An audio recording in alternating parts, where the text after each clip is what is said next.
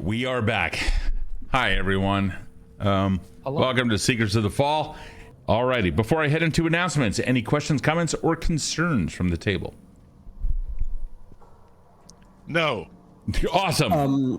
Quickly, we're TTRPG collective, but also Ain't Got Crit. They're both things. Check them out. They are. So, Erin, why don't you tell us a little about TTRPG Collective? Do you hate Bitcoin as much as I do? What? I like Ethereum. So that's going to be a discussion later. TTRPG Collective, where we curb stomp AI and we love sentient robots in our bed. TTRPG Collective is a place, I could do words, is a place where mutual aid and networking is hand in hand in the tabletop space and adjacent. I fucked this up. Can just join it. You're doing great. And my name is Steve. To you, Steve. Yeah, thank you. My name is Steve. I created this thing. But the most important people outside of this table are those who are also supporting the stream. So a very quick shout out to all of our Patreon patrons.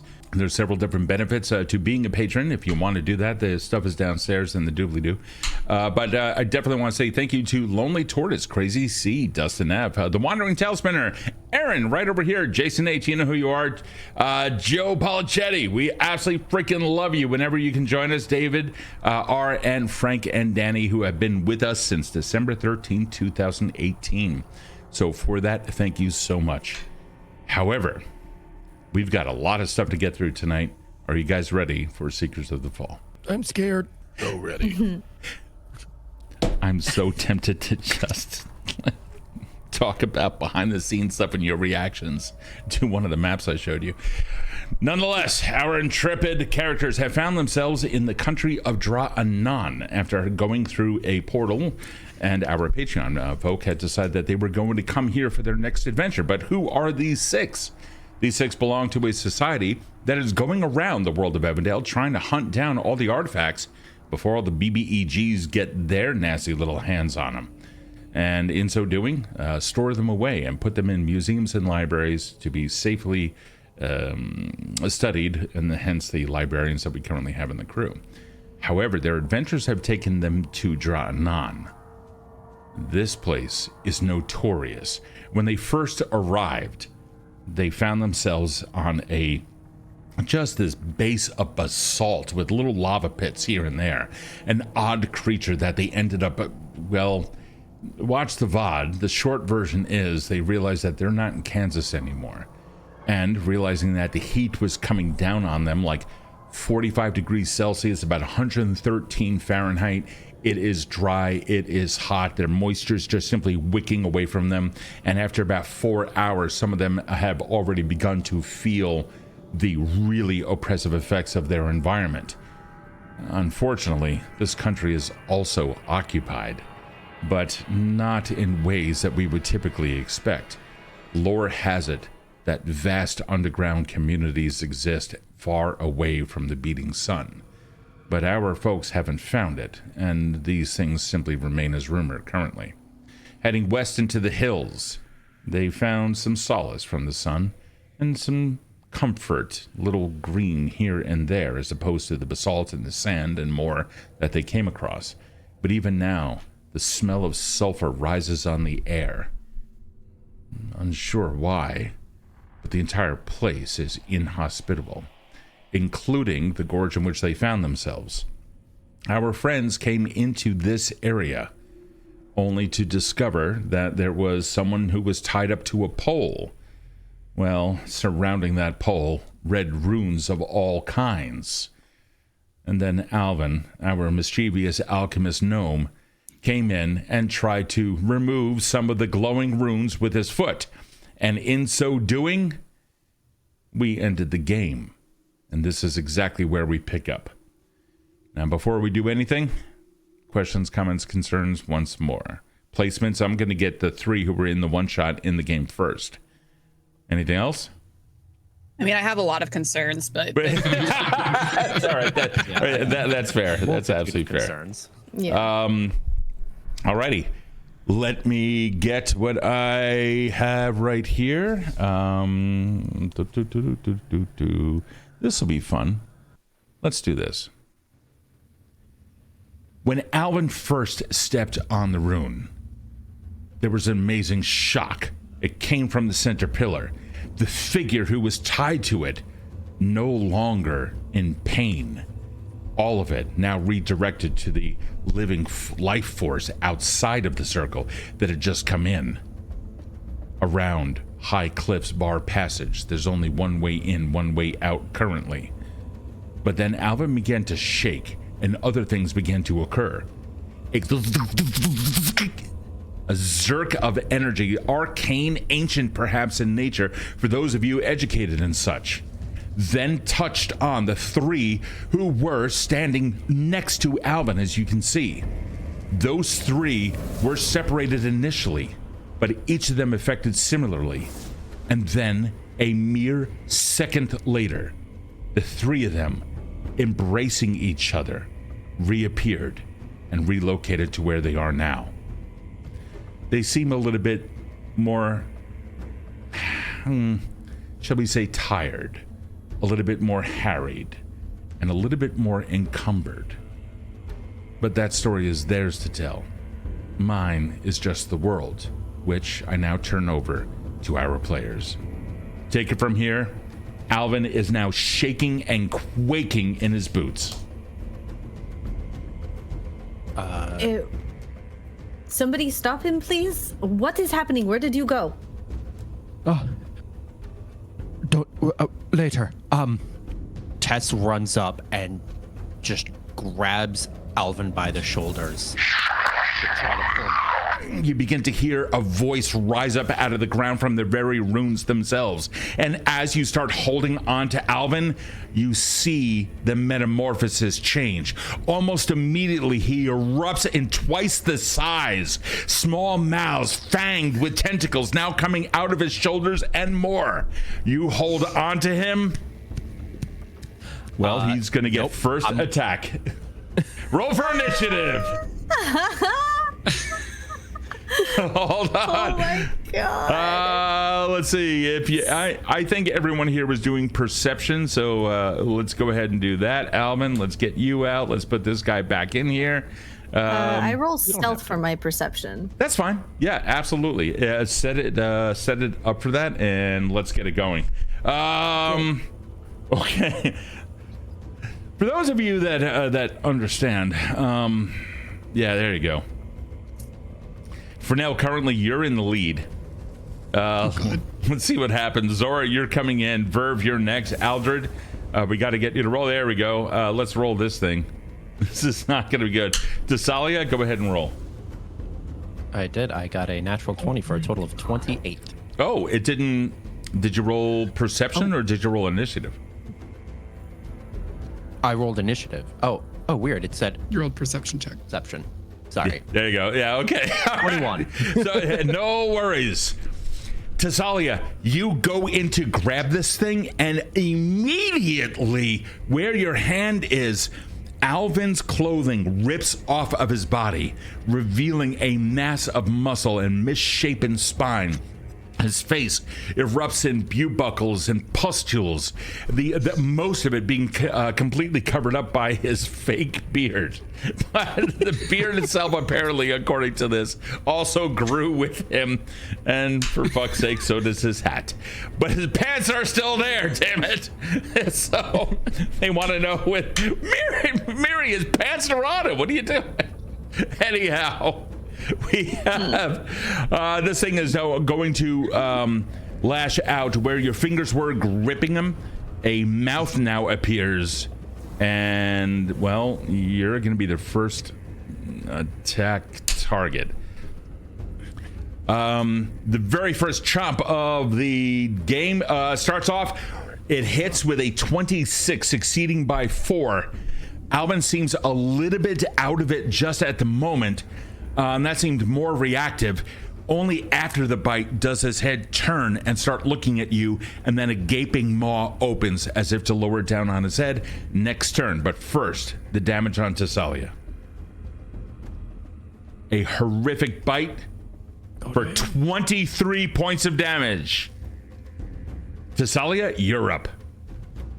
All right. There you go. Cool. Alvin, if you're in there, we're gonna get you out, all right? We're gonna fix this. First action, she is going to enter a Rain of Embers stance. And then... Shit's about to die. Second action, I'm actually going to attempt to grapple again. Okay. I don't learn my lessons. Where's grapple? There you are. Success with a 35. Holy grapple, shit. so Yeah, you do succeed. Yeah, you managed to grab onto him. Can you kindly describe how you're able to grapple this monstrosity, which, by the way, is covered in small mouths with razor-sharp teeth that your body's now pressing up against? Yeah, so she enters her Rain of Ember stance, so her hands glow with, fire on them, and she fully just reaches in and grabs by the forearm wrist area. Yeah. And just burns away the teeth that are biting at her. And then she's gonna flurry. All right, go ahead. Let's see what you got. With the grapple, you need to maintain contact. Yes. And that requires you to use at least one of your hands. Correct. So you're going to take 2 attacks with your offhand or something, right? Yeah, it's just an unarmed. No worries. I just wanted to make sure for the movie in my mind that I get it, so I know just how things are. Yeah, I imagine she's holding on with one hand. Yeah. And then just coming in with her other hand. Well, this thing cries out at you, and as it does, unfortunately, you go in for an attack. That was initially a critical miss. It was that one, but I used a hero point to re-roll that. Did you? Okay, because I was about to display the horror that was your inevitable future. So yeah. Fine, okay. So, and then, oh my god, that's another critical miss. I'll take that. Let's roll that card here real quick, or actually, let's get in the first hit. You succeed by 1. Roll for damage. Yep. That is 8 points of fire damage. 8 points. You could see immediately some of the mouths recoil and almost seem to go back into the body, only to be replaced by burning scars.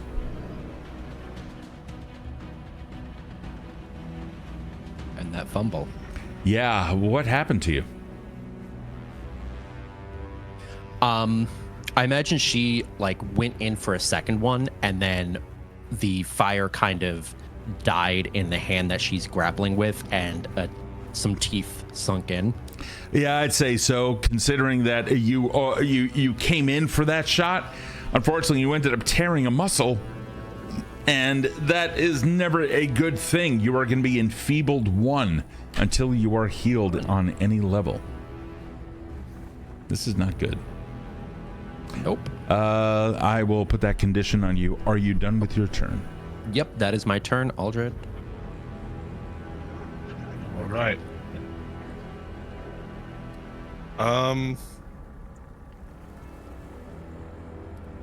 Yeah, I'm going to run up to try to cut the arm off that Tess is being held by. Okay, well, no, Tess isn't being held by it. Tess is holding. Yeah. Tess grappled and then came in with an offhand and went poof, poof. Okay, then I am coming in to strike, probably towards the limbs, because in my mind I'm still not trying to kill Alvin. Mm-hmm. So that is what we're doing. And we will make that a power attack. All right. So. By the way, it is Aldred who's currently going. Frenell, you're on deck. Everyone, prepare what you're going to do, and don't worry about it. Chaos of battle can allow you to do horrible things. 31 is absolutely going to hit. All right. Roll for damage. 16 points. Describe the attack. Yeah, he comes in, and I am swiping up, aiming for like the spot below his left arm. I'm trying to disarm him.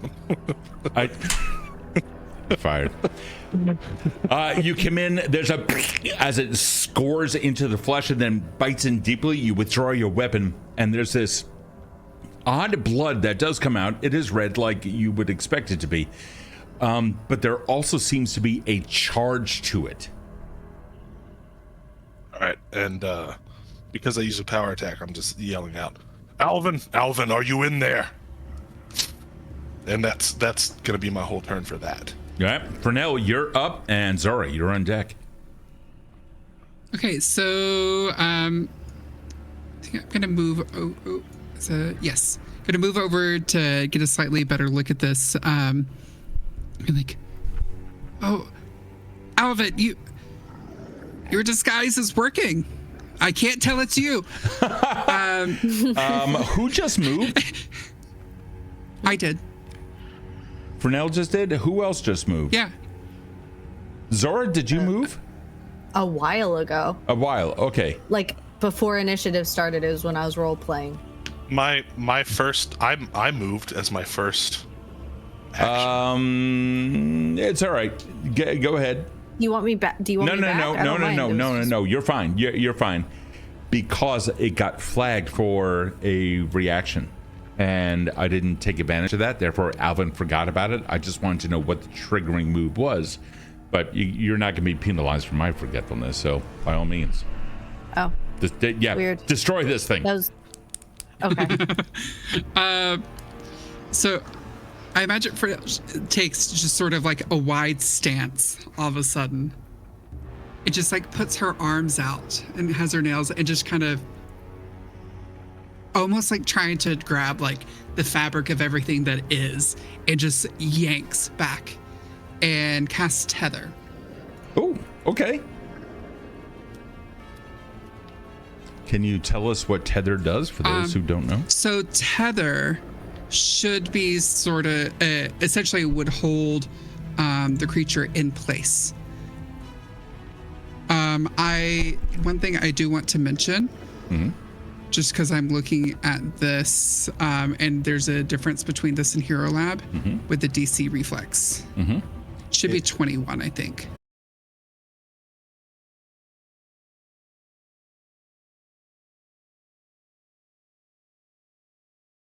Where the stream is down.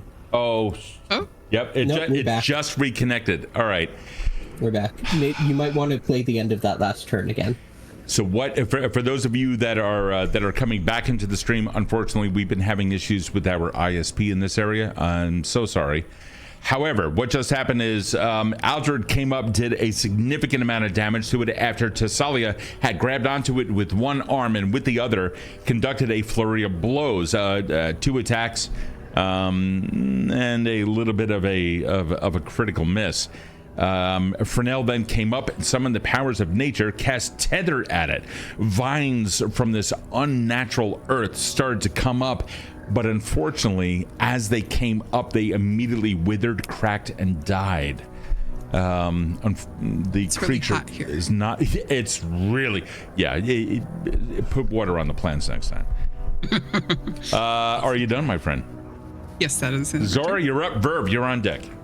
Yes. So I have a feat that is Trap Finder. Can I use this for figuring out more about the circle and seeing if I can maybe disarm it, find out a way to disarm it? Wow. Okay.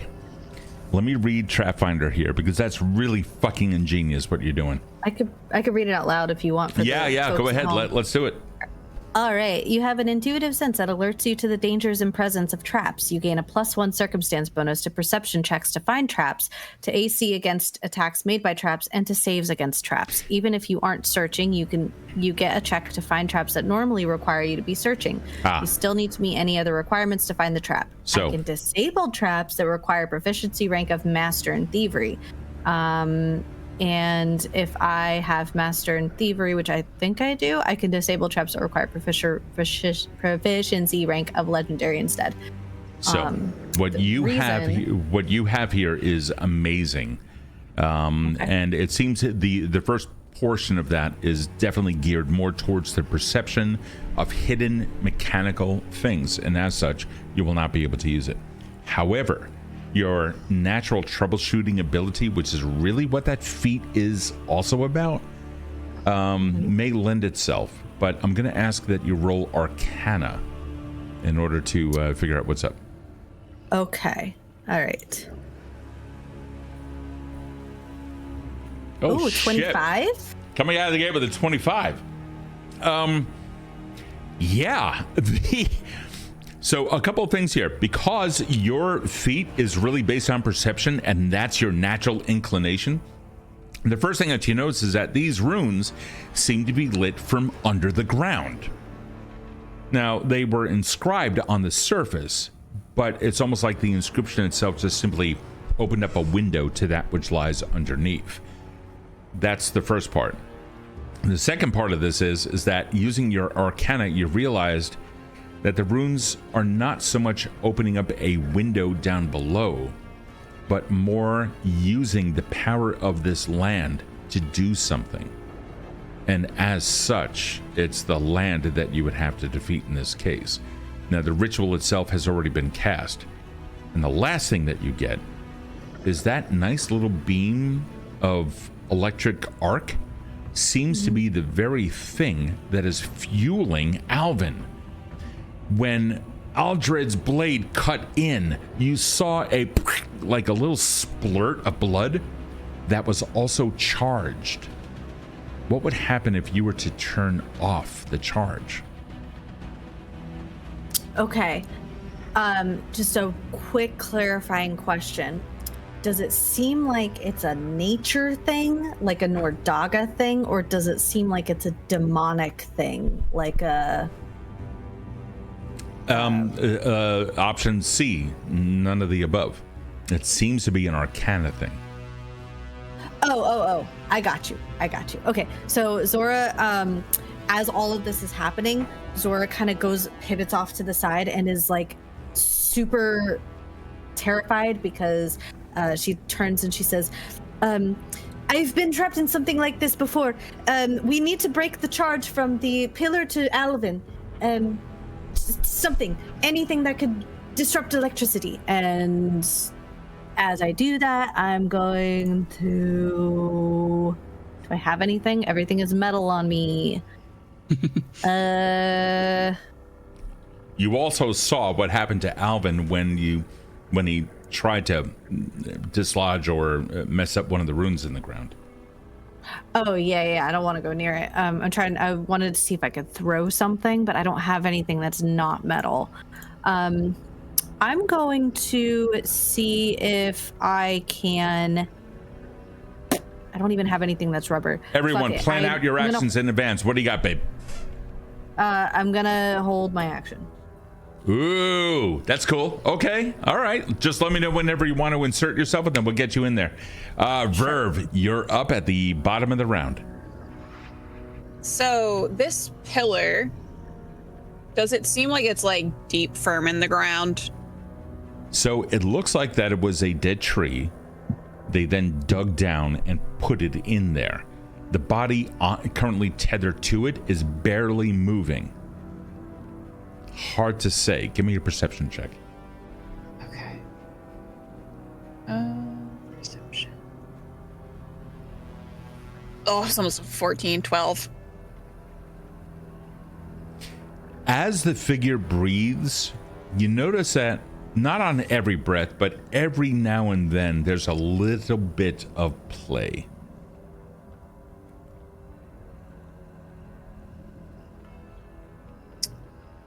Okay. So my question for you is, would I be able to cast animated assault on the column? To drive it up out of the ground. If you have the spell, you can certainly give it a shot and see what happens. Okay. So you're all right. Let's see what you got. So yeah, I'm going to try to manipulate the pillar, very much using the force up out of the ground. If the person that is tethered to it goes with it, that's not my problem. All right. That's the spirit, Myriad. That's There what we go. Alvin would have wanted. Disrupt. So you're going to use your mind to manipulate this stuff. All right, so you want to... Oh, wow. Okay. So it's actually... You're going to use the same thing that you've used before, only was on a porta-potty door, essentially. Yeah. All right, that's awesome. So you're going to try to lift this thing up out of the ground. Yes. Okay. I'm going to give the figure a DC 21 basic reflex save. So, let's take a look at this real quick.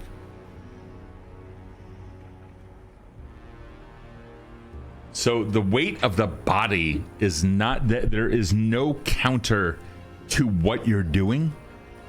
And the pole pops up out of the ground. Dirt just is like, it just falls down all over the place. The body then hits the ground. That person with that sudden action kind of wakes up a little bit. But now you also have a fucking tree trunk or a log poised like a baseball bat. Can I...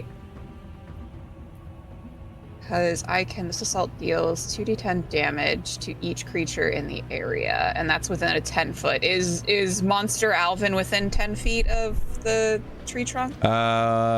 You 15. You can go back a little bit. Go back. Just out of range. Okay, that's fine. Well, hold on for a second though, because you have the ability to move it, and so you cast it in a 10-foot burst, and that anything in that area. But I'd say go ahead and move it. I'll give it to you. You're gonna need it, so let's do it. So Monster Alvin has to make a DC 21 reflex. That's gonna be awful. Let's take care of that real quick. Rolls an 11 for a total of 29. Alvin, you bitch. However, it's a basic, and what that really means is that even on a success, not a crit success, on a success, it's still going to take half damage. Okay, so I can roll damage. Mm-hmm. Okay, that's not bad damage. No, it's not bad at all. What did you roll though? 13. So half of 13. I don't know if you guys round up or down for Pathfinder. Down. Where did you roll it? In the chat. Does anybody see 13. it?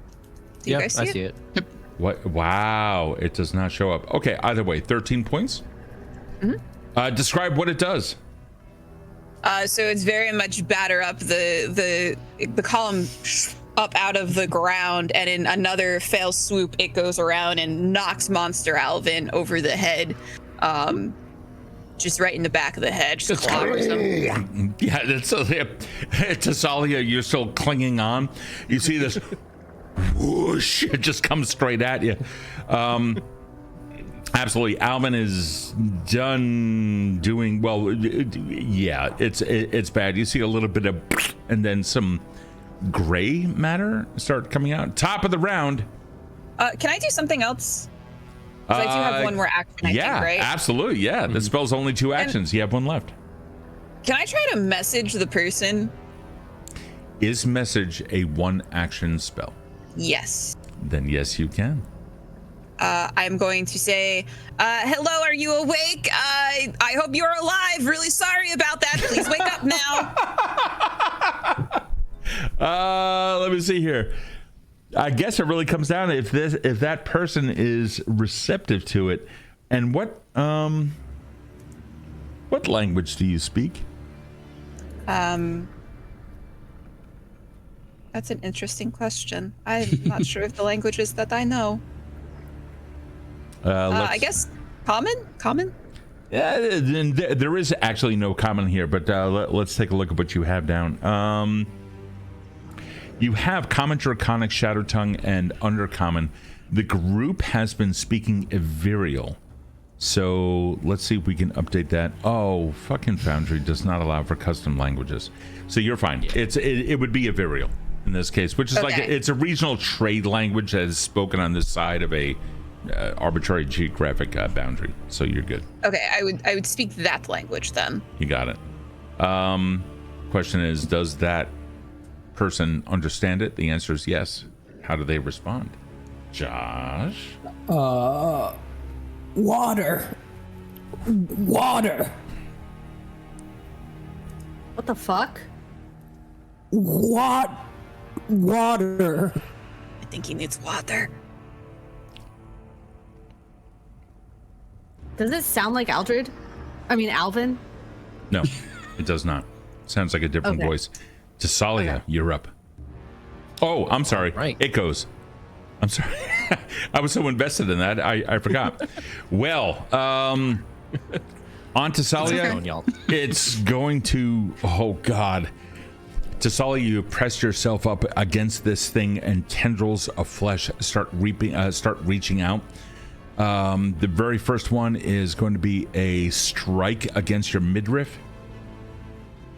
That's going to succeed with a 31, and that is going to do 18 points of damage. The second attack is going to come out from one of those things that then smacks you in the head and even wraps itself around an ear and tries pulling out. That one, oh boy. That is a critical hit. The damage on that is going to be 34 hit points. Your ear gets ripped off of your head. Badass. Do you have it? It's going to be your right ear. And lastly, one of the tiny little jaws is also going to try biting you. That is going to miss by 9. Thessalia, can you describe your condition? Thessalia is downed. And she, like, after this grotesque assault, she just sinks to her knees, still holding on. And then with that last miss, Alvin moves just enough to shake her hand off, and she collapses. She falls off to the ground. The hero. We do have a heal hero. Hold on. Where? Oh, do we? Oh, I healed the Yeah, kitty. KJ was really quick on this. Shit. Where's the? Hold on. Heal the hero. That's the kitty. All right. So Thessalia. Holy shit. So KJ, here's the way that this works. First off, thank you so much for doing that. They are 5th level. It is 5d10. I will roll that for you. Wow. Okay. 37 hit points. Yeah, that actually was fucking fantastic. Holy shit. Thessalia drops down to the ground, just out of the view of the runes itself. Frenell, you feel a pulse of energy rise up through you, and in that moment you smell petrichor, you smell the salty ocean, you smell pine forest, you smell the minerals of the earth, you smell the life itself of earth, the life essence.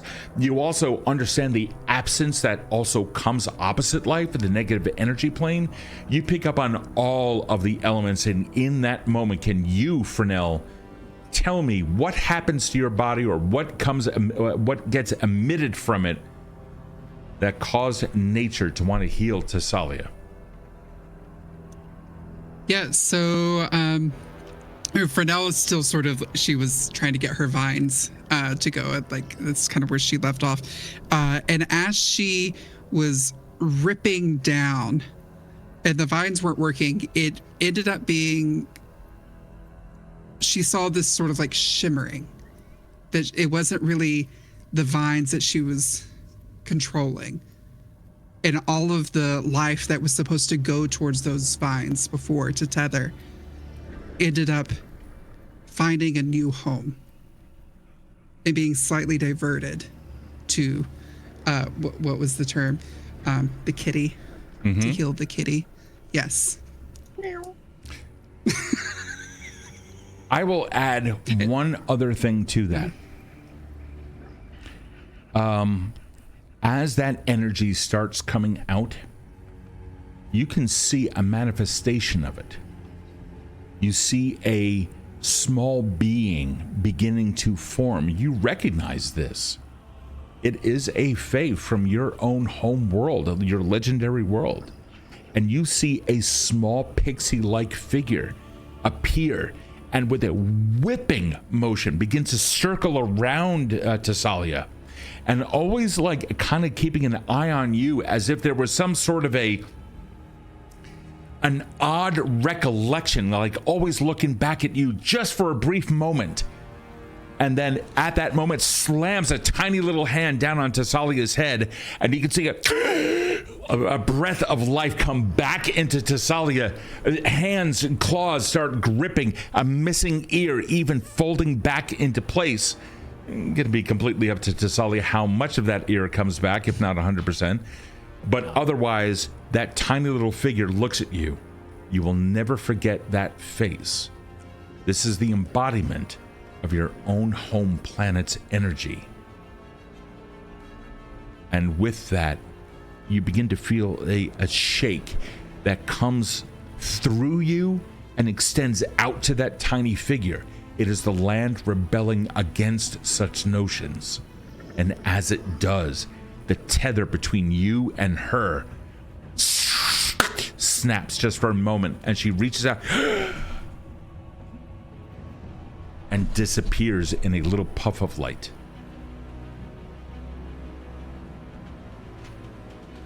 The character appearing courtesy of KJ as a Patreon benefit.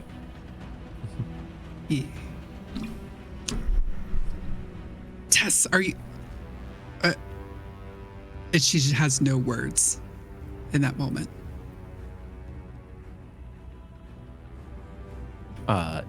Tess, after collapsing and then getting healed back, just gets back up. You're not fucking Alvin. Give Alvin back. As you say those words, you realize that the creature hasn't even flinched. Your instincts start picking up on micro expressions and more. Nothing about that creature seems to be of Alvin, with the exception of a beard and a hat. Alvin is gone. With her second action, she re-enters into her Reign of Ember stance. And she's gonna flurry of blows. All right, let's do it. Oh shit, another critical miss. Oh no. Do y'all mind if I use one of the urchins? Okay. Go for it.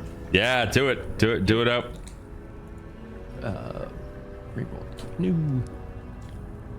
Marginally better with a plain Yeah, old miss. it's not a crit miss. So yeah, you're good on that front. Yep, I'll take it. And another miss with a 23.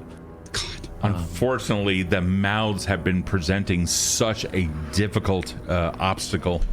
Every time your fist comes near one, you can see it almost reaching out of the body, just it's like chomping at anything near it.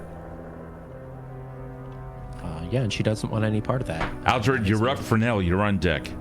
Zora, if you have any plans, keep in mind, you guys can talk to each other during this. If I have any plans.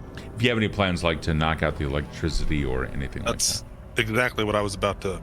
Yeah, I can't do anything You said about break that. the connection. What do we do?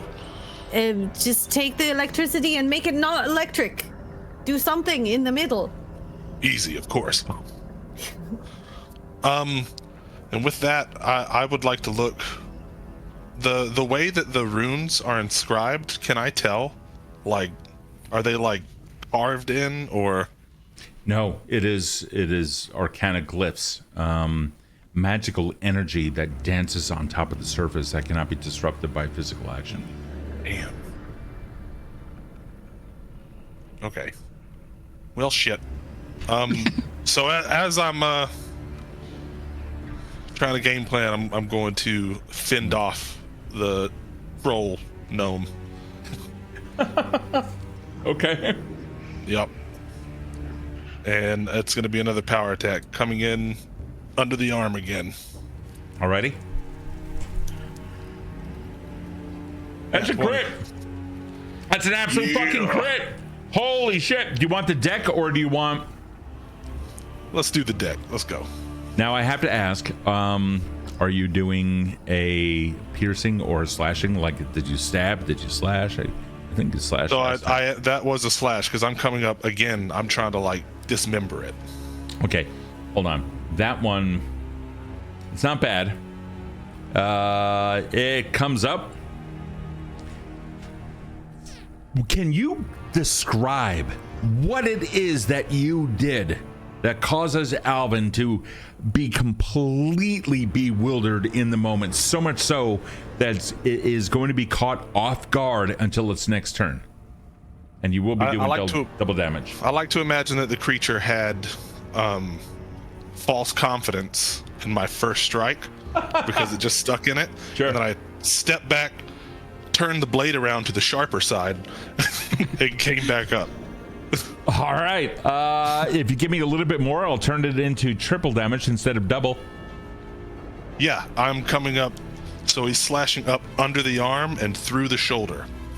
You see several mouths like dismember. Yeah. Oh, dude, that's fantastic. You see several mouths like just clamoring, like crossing across the body, even to just start chomping down on the blade. Unfortunately, none of that is going to work.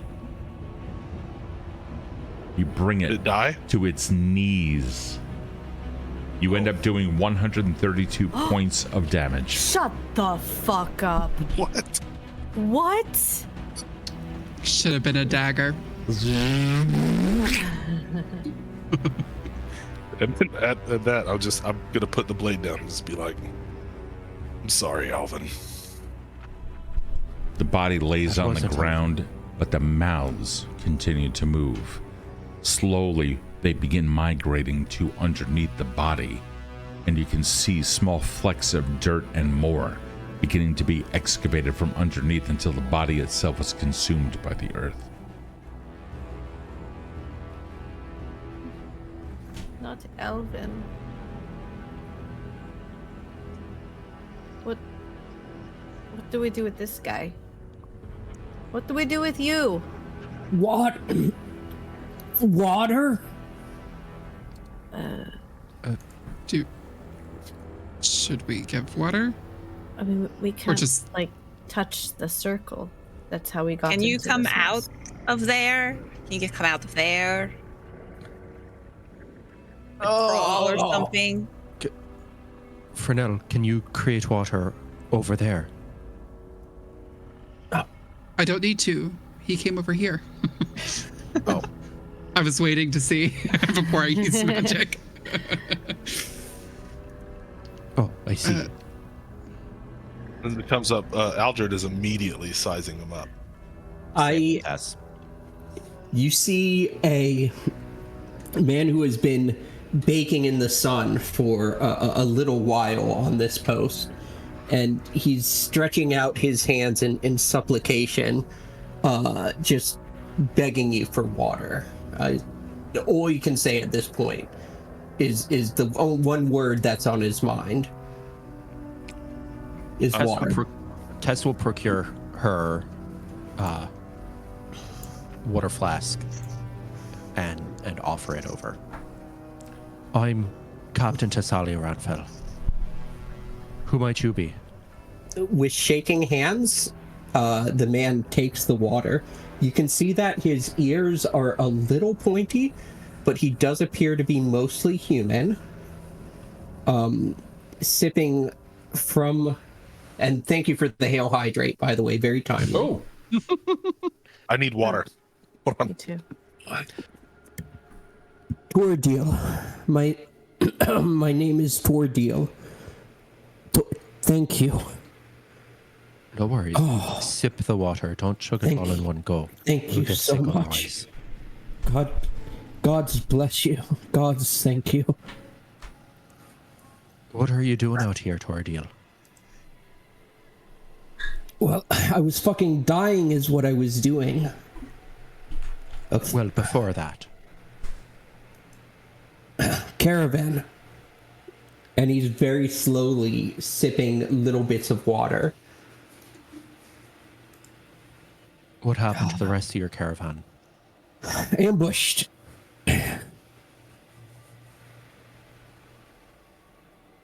By... You're not from here. No. I'm from a place far wetter than this. The Sadreth took them.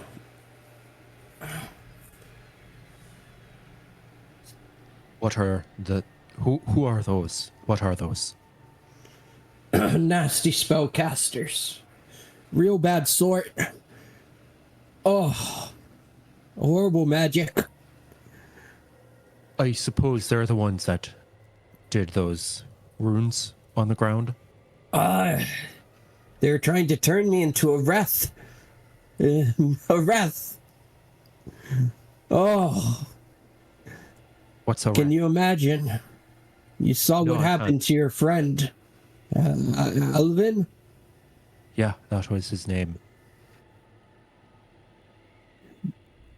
Dumb How did bugger you saved my life. How did you survive for so long? It was almost instant for him. I'm not a spellcaster. Run a caravan. We That's trade not the question we fabrics. asked. It sure looked like the lightning was coming from you. I can't explain it any better. It's a ritual. They turn you into the wrath. It's like a big dumb animal. Disgusting mouths all over it. So that is what happened to Alvin. Yes, You know it would why have they been do me if you hadn't acted so quick. Why do they turn things into wraiths? Punishment mostly.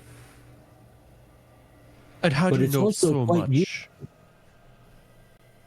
Well, about these individuals? I fucking live here. How do you not know anything about the land you're traveling through? mind you, he is speaking in a Virial. However, you can detect an accent, which is unlike most anything you've heard. Suffice to say, we're not here intentionally. Much like how you were not in the center of that ring intentionally.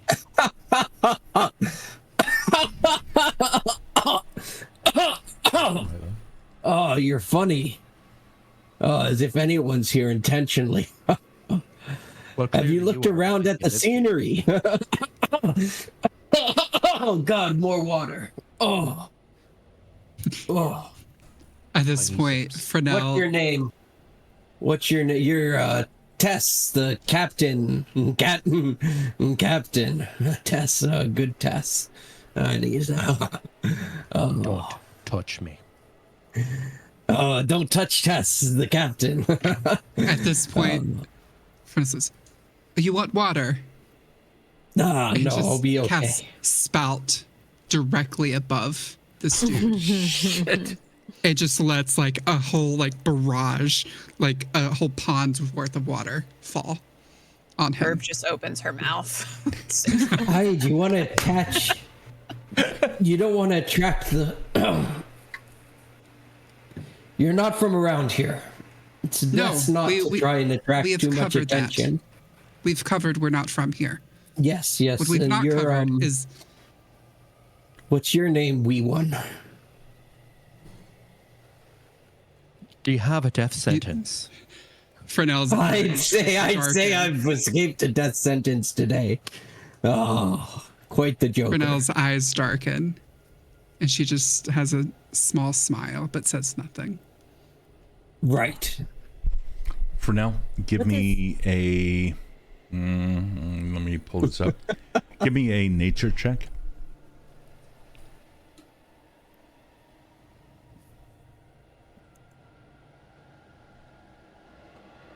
$28. You begin to recall now that the adrenaline of the fight has subsided. You begin to recall the energy you felt that came up through you, and you fully understand that the land you're standing on is not typical Nordagan land. A quick reminder to everyone: Nordaga is that essence of nature, both cruel, such as mudslides on villages, and pleasant, such as bountiful harvests. Nordaga does not have a fantastic amount of strength here. And taking a look at the environment and knowing what you know of nature, creatures are very often, if not always, a product of their environment, including the acerbic nature of the individual in front of you. Cruel, just like nature, and more. And Tor'Dil begins looking through the ruins of the caravan to see if there's anything useful there. It looks like that the scouts who you saw go off in a specific direction took most everything. You see a couple of supplies. Give me a perception check. Absolutely. And crew in the audience, if you don't mind, somebody out there hit exclamation point D100. Let's see what happens. Actually, I see would my mind giving token. you a perception check because I cannot see my character at the moment. Oh, yeah, that's I not can't see good. mine either. Oh, hold on. I can fix that for you right now. There you go. Oh, Nope. sorry. Hold on.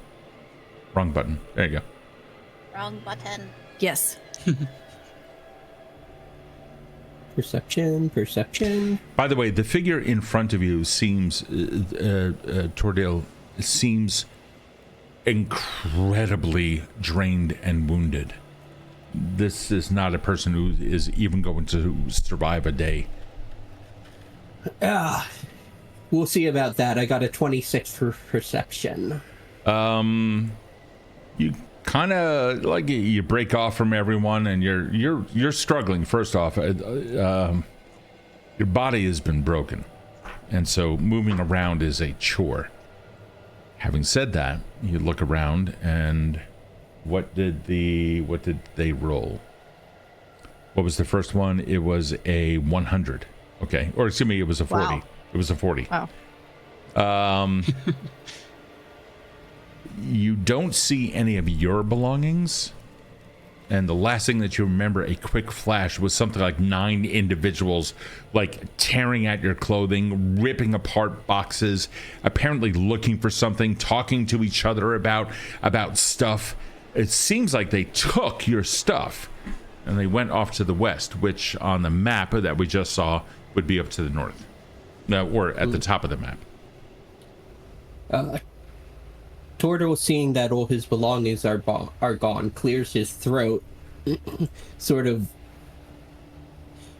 Well, I seem to be in need of employment, and you seem to be in need of a guide. Perhaps we could come to some arrangement? I could use a good pair of shoes.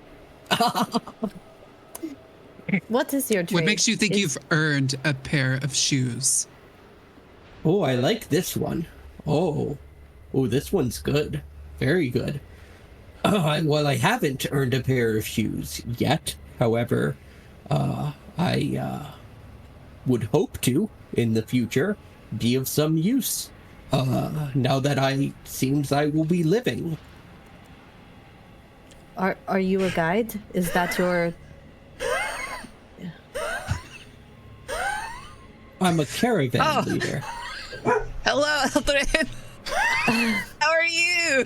I need water. This is awful. Oh, look, This our place guide is awful. here. And somebody just like looking elsewhere with their offhand, just like runs a blade through the new guy. Well, that was fun. Josh, create I new guess they character. didn't like this character. Tough crowd. He's looking at you. You traveled so far and so fast. I couldn't. This place is brutal. Oh, hello, magic. And he like kind of staggers off in still his wounded state over to the circle and begins to inspect it. Don't touch it. Be careful. Got it. Yeah, I wouldn't Actually, touch I that. want to go. I want to learn from him. He's just looking silently at it. He's just an NPC at this point. Oh, okay. So Is there? I would like to like go over to where Alvin was without touching. Are there any sort of remains? I'm looking to see if the goggles are there. I was about to do the same thing. Yes, Alvin's belongings were in fact there. Many of them not swallowed up by the earth. So let me do this. Put Alvin here, and let me do this really quick. And I imagine that I would see maybe like the tip of the hat and beard and just like take my foot and just kind of like brush over it with some dirt. Make sure it's buried. Wow. Can you guys click on that and see items? Yep. There you go. I was immediately about to say I wanted to look to see if the goggles were there because I feel like Aldred would take those in honor of Alvin. Are they? Yeah, they are. So There's one very important item missing from here, Steve. Go and on. that's a feather that may do one of four things when tossed. Yeah. Got it. I'll take care of that. Yeah. We want that anchor.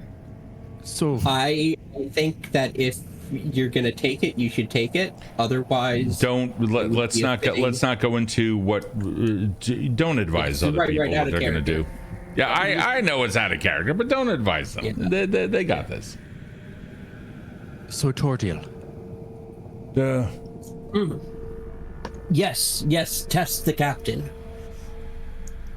Captain Tess, Captain or Tess. just Tess.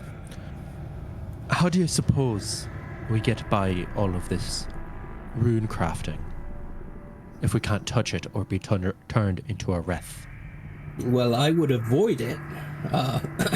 That's the best way to avoid it is to not touch it. And if I may, there are some lovely cities to the south, where foreigners are tolerated.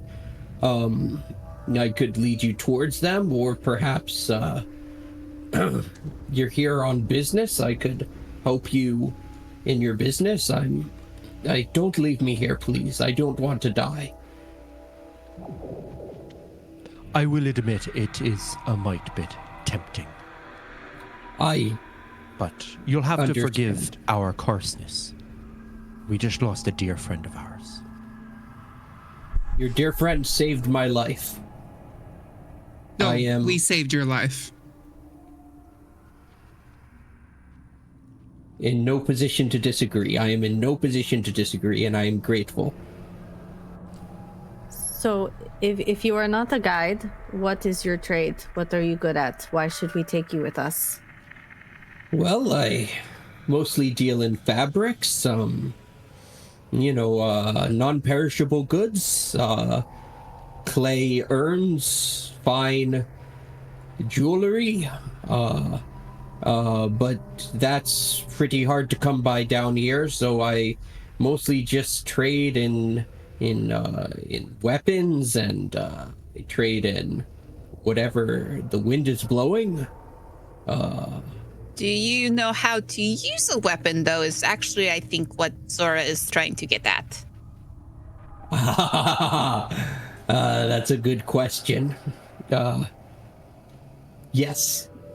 Yes, perhaps if you had a rapier, I could give a demonstration. I prefer actually the finer edge. If it. I actually do have a rapier, and I will give it to you to prove yourself. But if you fail, Aldred will kill you. I'm gonna give him my rapier. Which one of you is Aldred? That would be The me. big guy. Wonderful. Wonderful. I'll give him my rapier.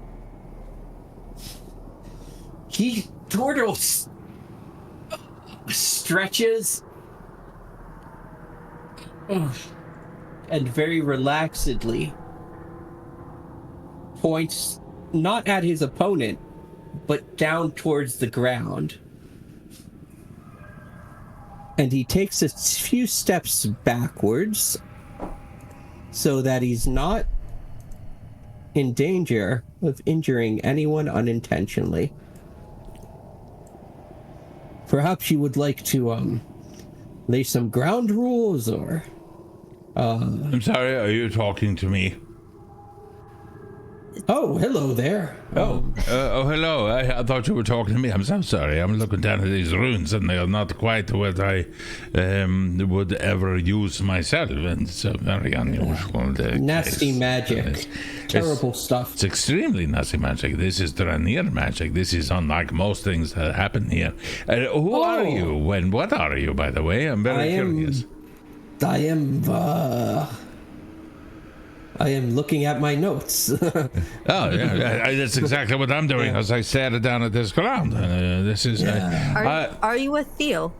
No, I am not. I'm. Not you. Oh. I know what you are. You are precious. Are you Tor'Dil? A Theo? Is it? Oh, go on. A Theo? Yes. Clane.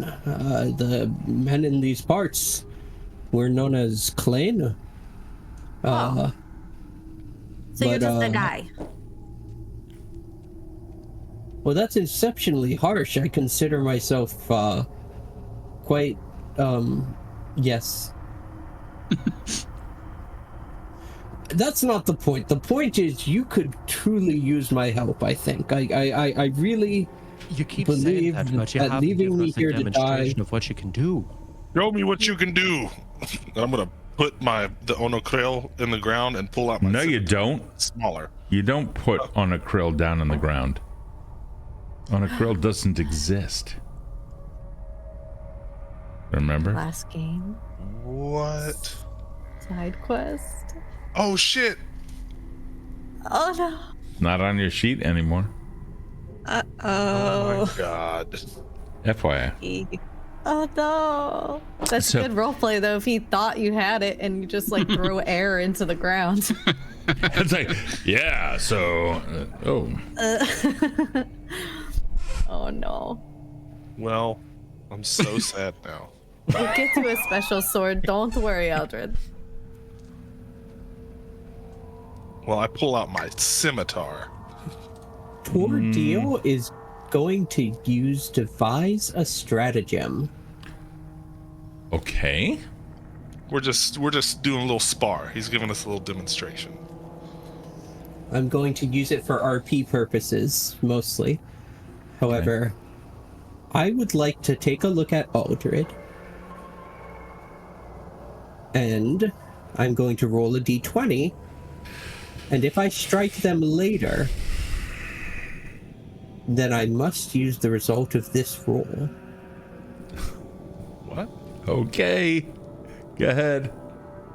He's And Hey Josh, It's a good thing. I would Yeah? really love it if you were to describe the manner in which Tor'Dil is looking at Aldred, assessing, analyzing, and eventually coming to a conclusion of the best way to handle that brute.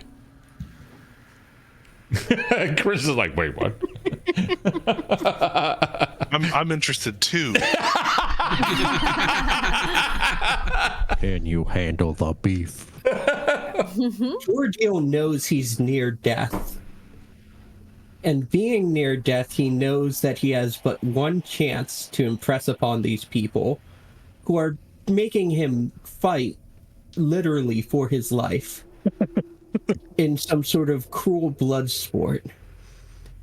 And he knows that You're saying this out providing loud? you're providing a fantastic amount of exposition, and no one here has any way of understanding that. Tell us what you do in character that everyone else can see.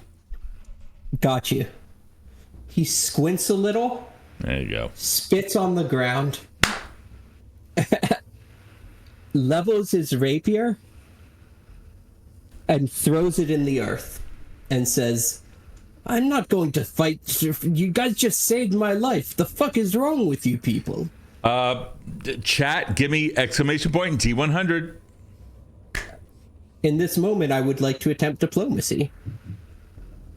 Get and roll. A 10. Okay. Chat, my life is in your hands, damn it. What is the action that you're trying to use with diplomacy? It's never just I'm a trying straight to skill convince check. them not to make me fight this giant man. Oh, I got you. So you're trying to make an impression. Yes. Okay. Especially, I'm trying to impress upon them that this is insanity. Aldred, So, would you say that I would one, like to add on to, oh, sorry. Excuse me 1 second. Would you say that 1 minute of conversation has occurred with you, Aldred? With him? I just watched him squint at me and spit on the ground and say I wasn't going to fight. Okay. So, that's a no? So you cannot yet make an impression unless you have a feat that says otherwise. Because you need I can one. talk for a full minute if you want. That's But can I add Yeah, something? Go ahead. So upon like seeing him do that, I'm gonna sheath my scimitar and be like, he's good. He's good. He made the wisest decision he could have made just now. Continuing to You're live? being a Yeah. big softy. A skillful warrior. That's all I'm eyeing me up. This man would crush me like He I would. was a He would dry crush you. shrub. The old I'm man. not going to lie. I am not doing very well right now. For everyone else that can see, because Tor'Dil is like looking at everyone else, the old man comes up behind him and puts his hand on his shoulder. You seem to be very wounded. Your body is not in a whole place. Are you in need of healing? Would that help you think better to reassess the danger that you're currently in with my friends over here? I would be very appreciative for some healing. Oh, yeah. And before we do that, though, we have to charge you for it because we are new to this land. And you said that... no, I wasn't here when you said that, so never mind. But you... certainly you can understand that everything come at price, and as everything come at price, you have to pay for this with, in this case, information. What do you do? I know what I do, and I know how to get rid of the circle of magics. What do you do? I look this person in the eye. I led this caravan into a trap. I did not mean to. These caravan? And he indicates everyone else in the party. No, the ruins here. The You created 6 or the 7 men depended on me. You created the situation that resulted in you being captured or something? I'm hardly to blame, but That's a I'm yes not or no proud of question. My friends are getting patience is thin, kind of like the clothing you're wearing right now. I'm a caravan leader. I'm a trader. I trade fabrics, durable goods. What else can you do? Isn't that what you wanted to know? Yeah, What yes. else? Can you Yeah. sneak? Can you fight? Can you cast spells? Can you heal? Can you learn? Do you know languages? Do you know thieves' cant? What What do you- what she is asking right now is In this incredibly hostile land, there is only enemies. And until you prove that you are of worth, you are an enemy. And the big fellow over there is very interested in finding out what you can do with that scimitar of his. Because really what it is we cannot have a liability. If you are going to be a liability, you cannot come with us. Yeah, this one, If you heal me, Virve. I'll show you. Virve.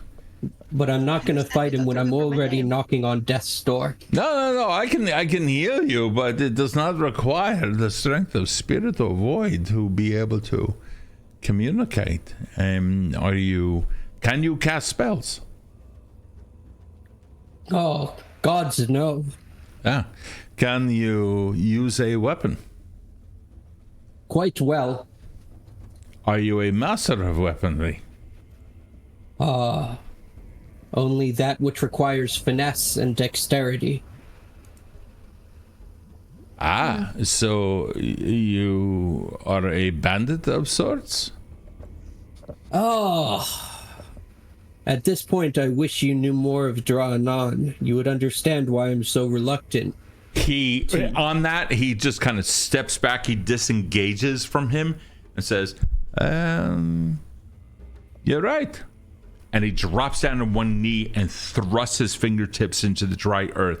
And there's just for a brief moment, you see a pulse and a very tiny, like pond, like pebble in a pond, like ripple occur from the ground. And it comes back up. Yeah. This place is cursed. Did you get that from fingering the earth? I totally finger the earth and circle around just a little bit. I make it a happy earth. The land itself is very happy with me right now. Just look around at this. This place is not meant for men or women Tor'Dil, or anyone. keep saying stuff like that. You keep dancing around our questions. Please, just answer fucking straight. We don't want to hurt you. Well, if you must know, I used to have a contract with the government, the army, and we would transport goods and deliver them information.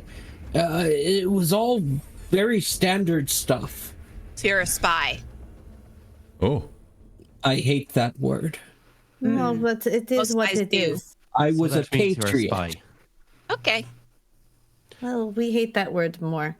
Listen, here's the thing. This hook that I have on my hand is what we would call a liability. But the person that gave me this hook is the one we traded for you. So if I made a bad trade, then we're gonna leave you behind.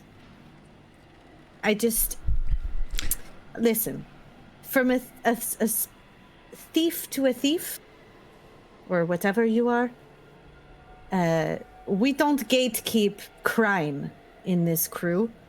A lot of us have bad things that we have done. We just need to know that you have outer backs and we get you shoes. I trained at the Royal Academy. In what Excellent. crafts? I rose to the rank of inspector. They would kill me for telling you this. You are foreigners. But I'm telling you this, okay? All right. That is not my life. They betrayed me. Oh, stop. They were turning me into a wrath. Yeah, I understand that you were becoming something else. That is so much not the question. What I am asking is, you have certain skills that would enable you to be of use to everyone here. This environment is hostile, and everything with it that we have seen is also very hostile. And right now, you've not proven anything to them. I look around and I see them fidgeting with their weapons, and I'm wondering why you're not dead yet. Because you go on with lengthy explanations as to what you can do and how you can be of use to them. So I will ask you directly, can you work against the country that has employed you in order to perform your services? Question 1. Question 2, what are your services? My raven will peck your eyes out. You are almost dead. You see Frenell like cracking her knuckles. Answer 1. Okay, I That is my raven. You see that gnome? That gnome is my raven. Look at that one. I will gladly work against the country that sentenced me to death. Now we are onto something. This only took a half an hour. This- Gladly join you who saved my life. We did not Honor say the that you can join. Somebody else take this over. You know what? You're in. We'll walk and talk. As long as you can tell us where the bad, scary things are. We don't really need the guide. We have a guide. We don't Eldrin- really know somebody who knows things. We have people that know. Eldrin looks at Zora, and when she said walk and talk, Eldrin turns back over to the circle, kind of gives a nod like, give me a moment, and then begins working on the circle again, muttering incantations under his breath. But you can keep the rapier. If you try anything, the big one will kill you. Tor'Dil picks up the rapier very carefully and puts it at his side in a resting position. Perhaps I can earn the healing on credit? Do you guys accept credit? We don't do layaway. This has been discussed many times. Right? Zora, that's just that one shop that doesn't do layaway. I think we as a group can do a little bit of credit or layaway. But The one we wait. traded already owed us money. Steve, do I did? know where the nearest shelter or settlement is? That information is provided to you in Discord. Oh, that's But- correct. Yep. You have everything you need there, buddy. Tess, Aldred, I- I don't know, but I think Ovid might want you to have these. And you see Frenell gesture to like the pile of Alvin stuff and the healing elixirs for the two of you. All right. All right. That's smart.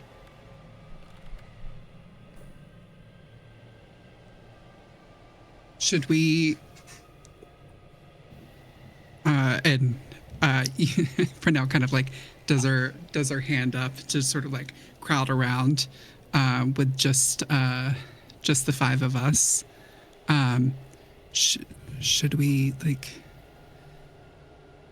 we should divvy some of this stuff up. Should we give him any? I guess yet. if he's going to be going with us. I don't We should use. think so. We should get him some shoes of some sort. Okay, well, go through it at least. Pick what you want 9. out of this, and then we can figure things out later if we need to give him more. 9. 9 of them. There were 9 of them who attacked the caravan.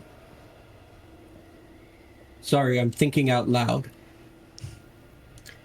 Do you know where they came from, who they are? As she's doing this, she is giving you her shoes because as a lizard lady, she can walk bare feet on hot ground and probably prefers it. So she'll lend you her shoes while she's asking these questions. The Sardath, they're like spellcasters, generals.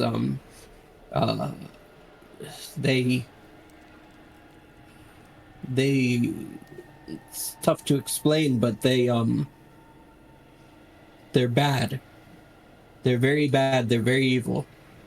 They went west.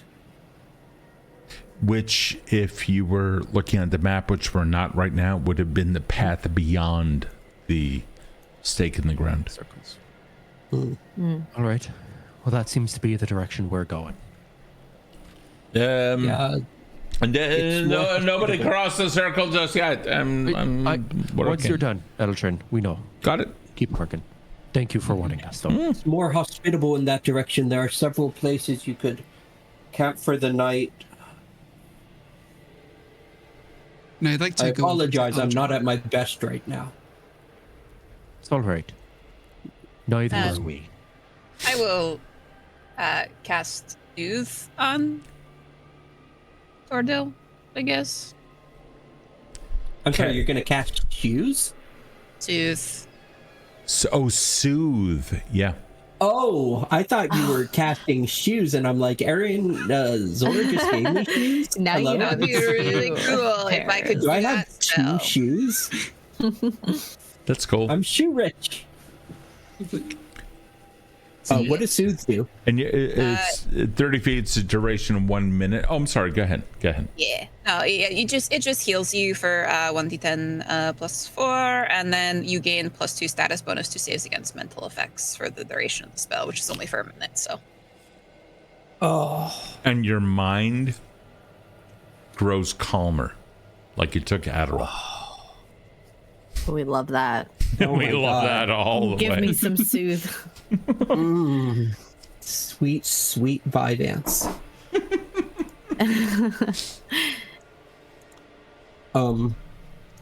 Thank you. Thank you.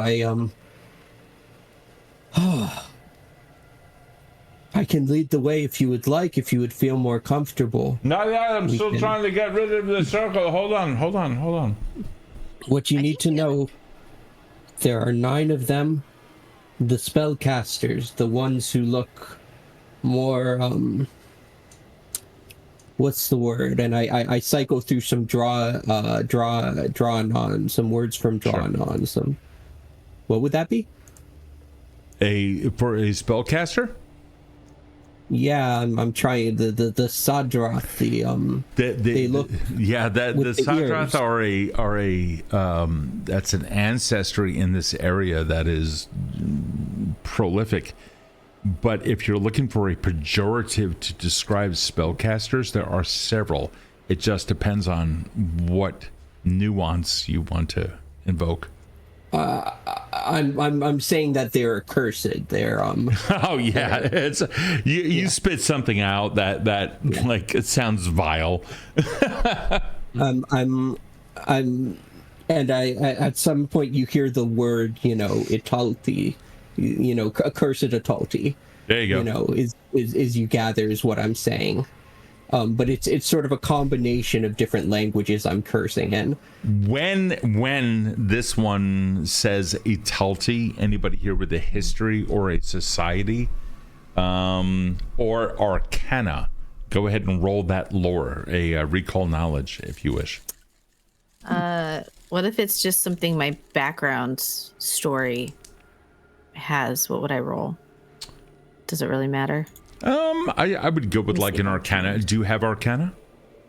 I am trained. Yeah, I actually am trained in Arcana and Society. Yeah. So you can roll a recall knowledge in either of those. Okay. I come from a religious family. is it specifically for like lore skills, or can I use like my Arcana? Like, It's a recall knowledge. So you may not know this. In Pathfinder 2E, if a skill has like a mental attribute to it, and not in game mechanics, but in theory, such as Arcana, you know about magic, nature, you know about primal energies, religion, you know about divine energies, etc. Or occultism, you know about like the weird shit. This or society, diploma, etc.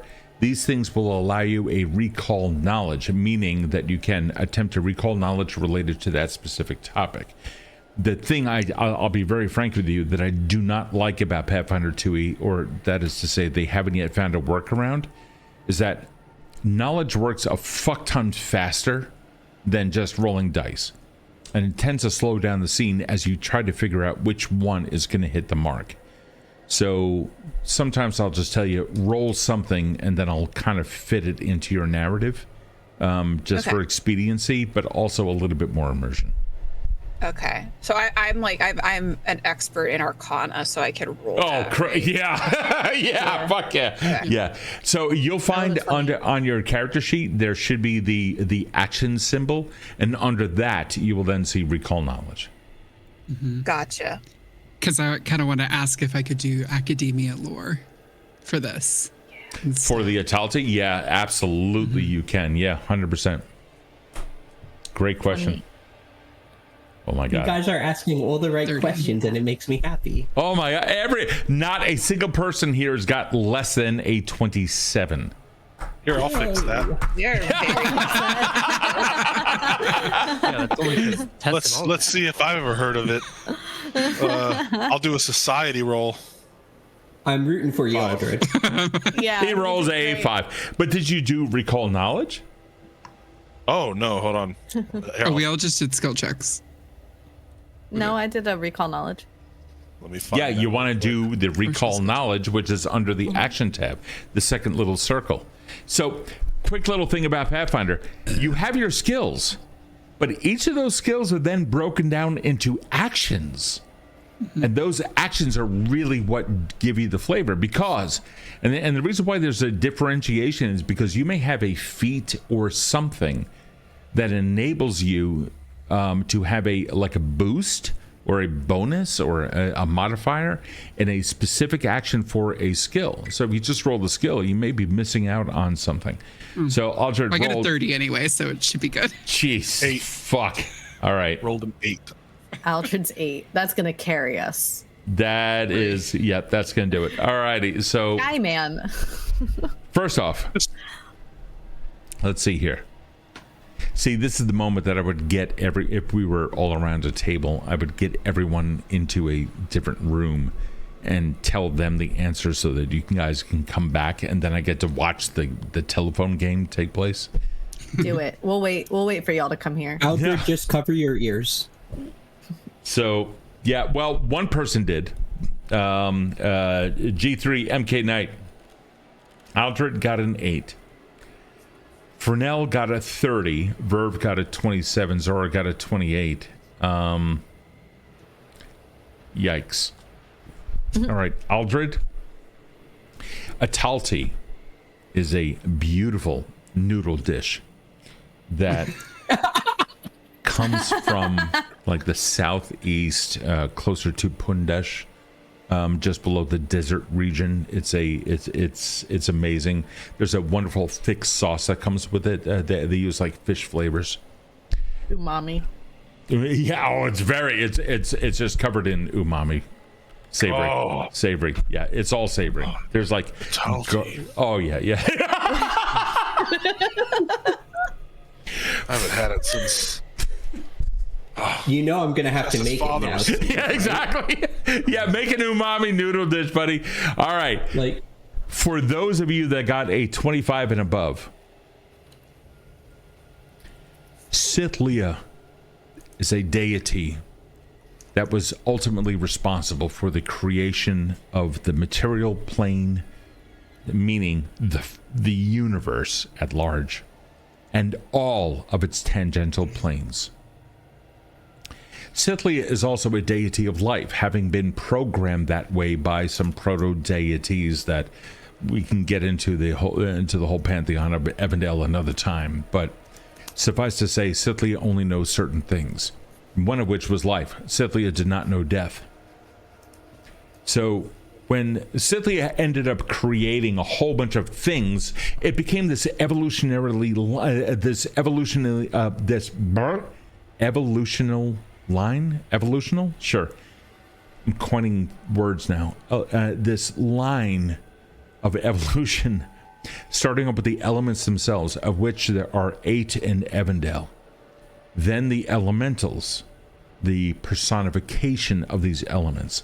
Then the elemental fae, which had a little bit more autonomy than the elementals. Then the elves, which were based off of, then the fae, then the elves. Sithlia had always been looking for something of life that represented what she was or is, a material being made of matter and obeying a arbitrary system of physics. Also ended up creating a consort so that she wasn't so lonely, but in so doing infused that being with a with an infinite divine energy. After all, infinite can beget infinite. And so Aveen, which is where this world's name comes from, Evandale, the home of Aveen. Aveen went into the world and began listening to all of the plights of the living people who were never experiencing death, who never ate a bite of food, who did not understand anything about destruction, because that would ultimately result in death. Even cutting down a tree, shearing a lamb, that would result in death on a cellular level. Even then, death did not exist. So Aveen went amongst this overgrowing population because Sithlia did not know anything other than that. Again, pre-programmed deity. Deity in this world, personifications of an action. You commit murder, there's a deity for that. That's how that works. Aveen came into the world a little bit curious as to what was going on and started asking people about things that they had done to better understand everyone's plight. Erin did not know how to address this situation. After all, it was Sithlia that was creating the problem in the first place. But there was some folk who had lived underground. And near the lava, they had begun to notice that rocks melt. There was no death involved in this. It was a transformation of states from solid into liquid, and then back again. And then after many years, many decades, many centuries, they then discovered smelting as this practice, and one of them discovered iron, and from that created something. Some in lore seers and two of our librarians may recall that it was a crude blade. And that is the pejorative which is given the name of those people who supposedly founded this or discovered this thing called smelting, this Thundaril, the moon elves, if you will. One of them did a show and tell in front of Aveen at this great conclave that had been called. And Aveen, addressing all of the living people, said, "I'm here on behalf of Sithlia in its own way. What can I do for you?" And everyone started to complain. And this one just came up and said, "Hey, I have this thing." And Aveen said, "Oh, this is unusual." But before Aveen touched it, that person, that thing, had already become a deity. Because prior to that point, no mortal had ever created anything. And so when Aveen reached down, it had touched an object fabricated from the imagination and its own will on Sithlia's reality, which went outside of Sithlia's rules. This ended up killing Aveen. An infinite divine energy then spread across all of Sithlia's creation in the blink of an eye. But for those who were very local, the physicality of Aveen died. The mortal frame died. And from it, the blood then poured into the ground in great gouts, causing floods across the entire region. Some who were immediately affected by it became horrific beings. Others transformed forever into something else entirely. But the wave of energy that came out, and for you librarians, it was called the Surge. When Aveen died, it went and rippled across all realms of existence.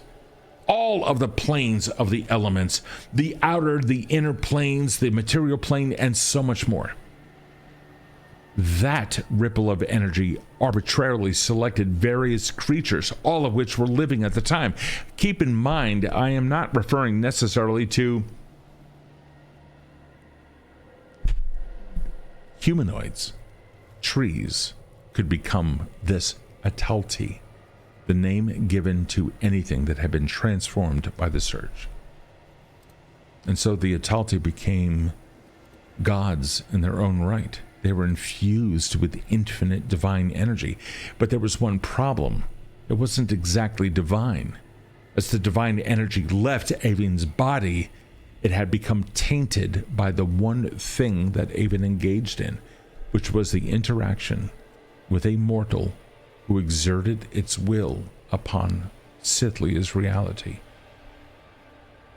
That is how arcane magic came to be. Arcane magic is divine magic, but it is tainted by mortal will upon the reality of the divine. Primal magic is nothing more than divine energy in a very specific focus, the energy of nature, in other words, the laws of physics. Occultism, in using Pathfinder's 2nd edition parlance, occultism is that facet of divine energy that helped construct the planes and everything in between. Occultism is that barrier between all of the realities, allowing you to touch upon the unknown in many circumstances. And so occultism is the most mysterious of them all. Arcana is probably the most common of them all. And divine nowadays is the one that is slowly disappearing due to disuse. So that's what you find out with your rolls of 25 or more. Alvin would have loved it all. It was delicious. I know. We'll make some soon in his honor. All right.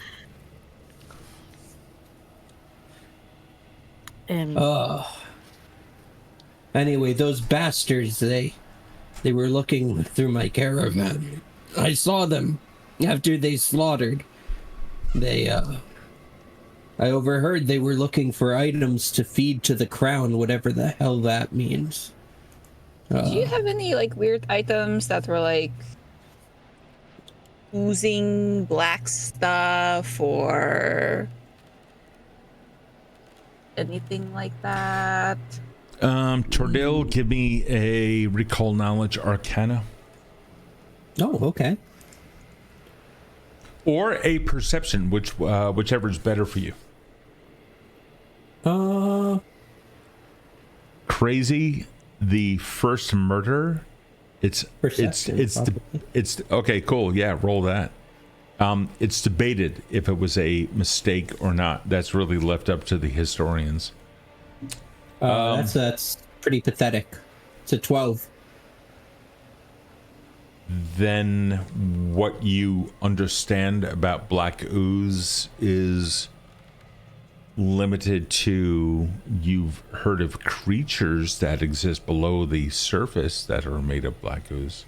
That's it. Can I go ahead and give a mercantile lore check?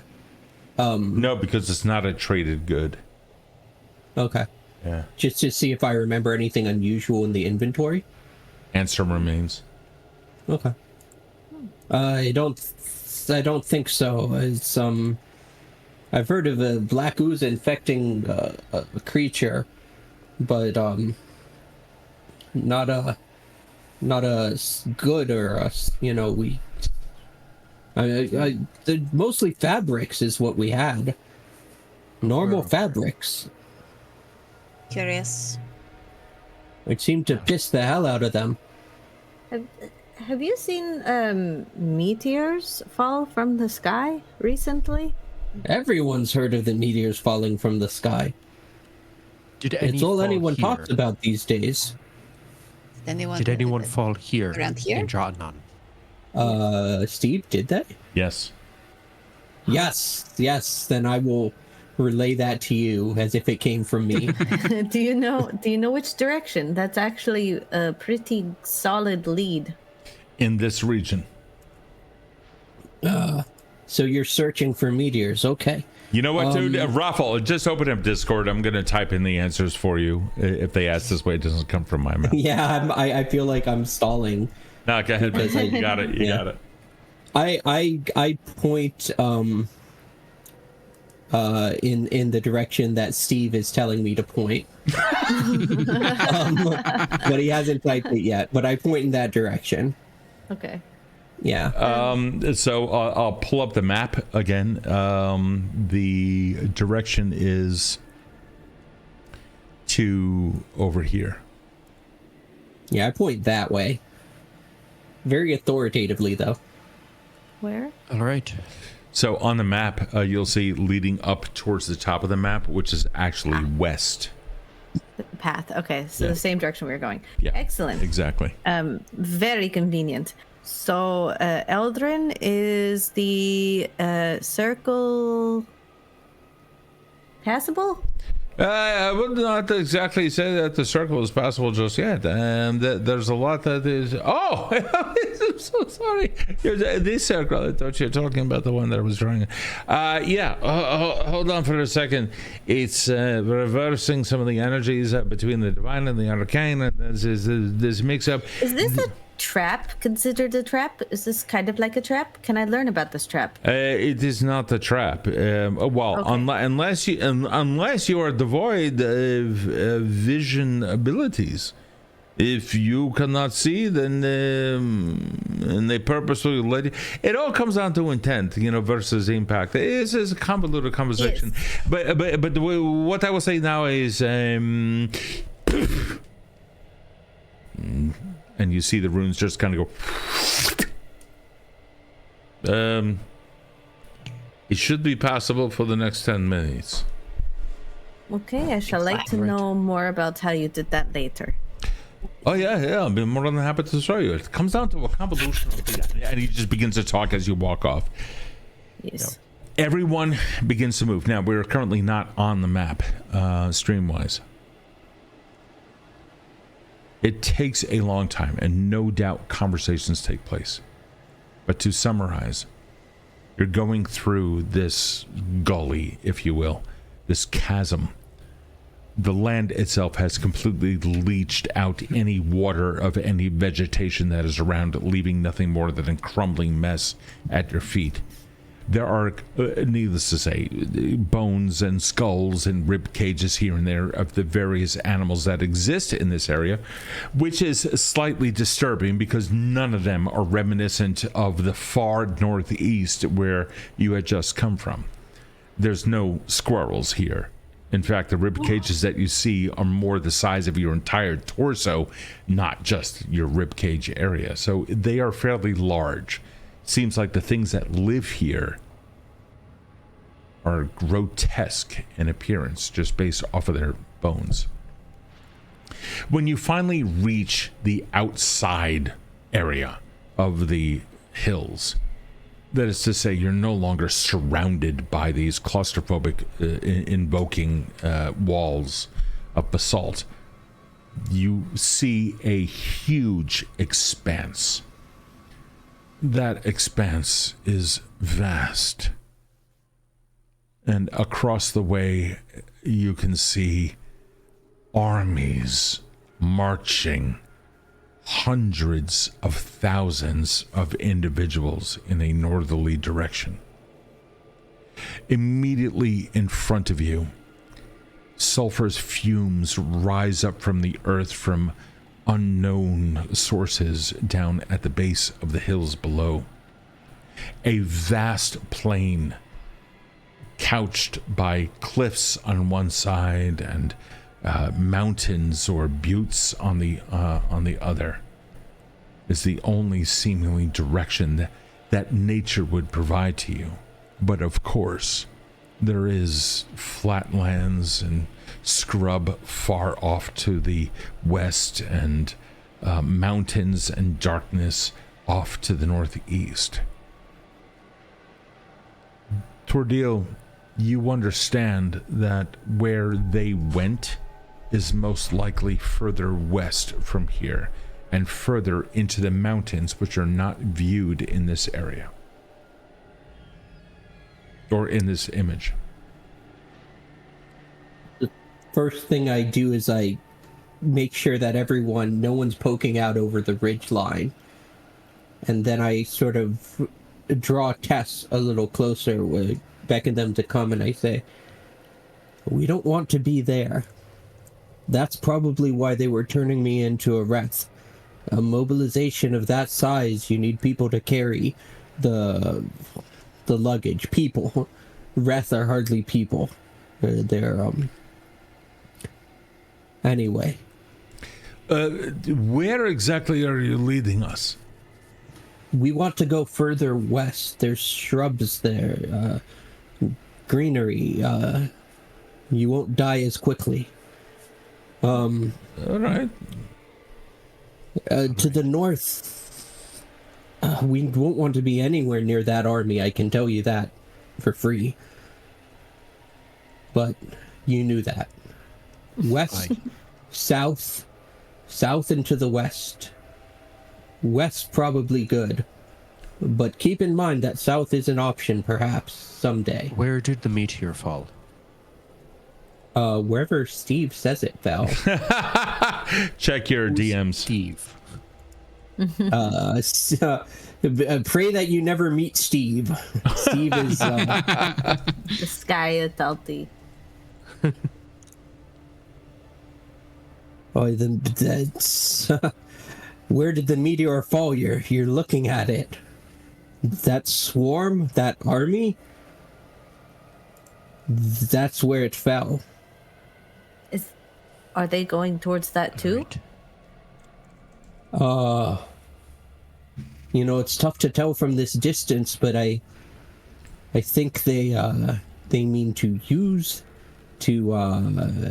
use whatever they find in the meteor, and to mobilize on some sort of a larger campaign. From how you've described them, we probably shouldn't let that happen. Aye. Well, if you have anything that can fight an army, you were doing a piss poor job of fighting Alvin. Well, it's not like you were fucking helping now, were you? That's true. That you were actually struck to. Where was he? Did you find him just on the ground, or? It took me 2 strikes to He fill. was stuck to like a pole. He was stuck to a pole. I used the pole. You're took the welcome to pole and fight then an I army. Whacked Alvin over the head with it. You're all welcome to fight that army. Wait a minute! I just noticed something. Where is Alvin? Alvin is not here anymore. Alvin died, and we got this one out of it. Good lord, we're all doomed. I don't think this was a fair trade. Absolutely not a fair trade. But All right. Well, Tor'Dil. this is our guide through this area. Lead on. Tor'Dil, if they were to extract something from the meteor or acquire material from that area, where do you think they might take it? Underground. There's tunnels. We need a little bit more to go on than that. We're not from here. Okay. You see that landscape there? Aye. That's like the place we never go. Okay? Most of us spend our lives in the underground cities. The tunnels, the catacombs. The I network. don't know, actually. Well, I'm trying to explain it to you, but you're very dense. It's what's the word? It's Big. it's very large. Immense. Yes, it's very. I look at Tess. I'm like, yes, you were so dense. They would take it under there, and you would never find them. What And if you did find them, they would kill you very quickly. What is under the ground that they would want to take the contents of a meteor down there? What's under the ground is the crown, the Sardath, the Sadrath, Wait. Yeah, I know of Sadrath. Sadrath live here. They are people. But you... The crown of the lost king? the Krethiel are under there. What is this crown of a lost king? You said crown. You're the one who said crown. Yes, I said crown. What is your crown? The crown we are looking for is the crown of the lost king. It's a golden crown said to have been worn by a king of a long-lost civilization. It is believed to grant the wearer the ability to command loyalty from those around them, meaning that people who are not good should not have the crown. Is this the crown And if you they're speak feeding of? the crown, I think I have a hunch they already have it, Zora. No, Zora, you're right. I think it is the crown. If they're taking stuff to feed it, We know that these artifacts are powerful and connected to this black ooze that has come from the meteors. So you are saying that a meteor landed like it did in my village, like it did in where you were, like it did in Yurande, and it activates these artifacts, and one landed here. That's what the was saying. Right over by that swarm, according to Tor'Dil. With eyes fully on Tor'Dil. How many are there underground? What are their forces? Too many. All right, how do we... You understand you're one person. Yes, You could be an Italti and they would swallow you. I'd like to see them try. We respect Thessalia. The Italti were god kings in the Second Age. And they are... This land of Dra'anan used to not always be Dra'anan. It used to be part of the elven kingdoms off to the west. The elves, the very first of the people who come from the Fae, they created these lands, and this whole area used to be known as Lirani. This is Fields of Green or something like that. Anyway, long story, destruction happened at the hands of a dragon. We are talking universe-shaping creatures. That affects this area and turns it away. But the things that lived here were affected by this surge that come out from a demigod that when it died in that surge mutated everything. Almost, it did not mutate everything. It mutated some. One of the those. rest we made. What do you mean you made? You've seen the Krethril, No, we've not seen any. What is a Krethril? You've seen what the Reth are? The Reth? I do not feel the Reth. I fear the Krethril. And there are so many of them. All right, what are they? You know the race with the pointy ears? Like me, but pointier, yes? Elves, yes. But sharp teeth, and they live to feast on your blood. Venom. For those of you that have a little bit of academia, give me a lore check. Let the librarians take this one. Oof. 19. 19? 13. I got a nat one. Oh, yeah, that's fortunately nat ones etc. don't apply to really to like these kinds of checks. Can I do nature? No, does not apply. Nope. You can do society. Let's go. Virve. Method. I mean, I'm trained in it. Hold on, let me just try. So when you take maize and you mix it with hot water and you flatten it out and then you fold it, it then turns into this cref that you can then eat once you stuff it with meat and vegetables. You know what's really good stuffed in a craft is some Italti. Moving on. We have, you can't keep feeding ROFL food examples for when they miss. Oh my Virve, god, I'm gonna have to cook all these. Virve, the chat had given us a +1 and a +2 earlier for everyone. Everyone has their own subset of them.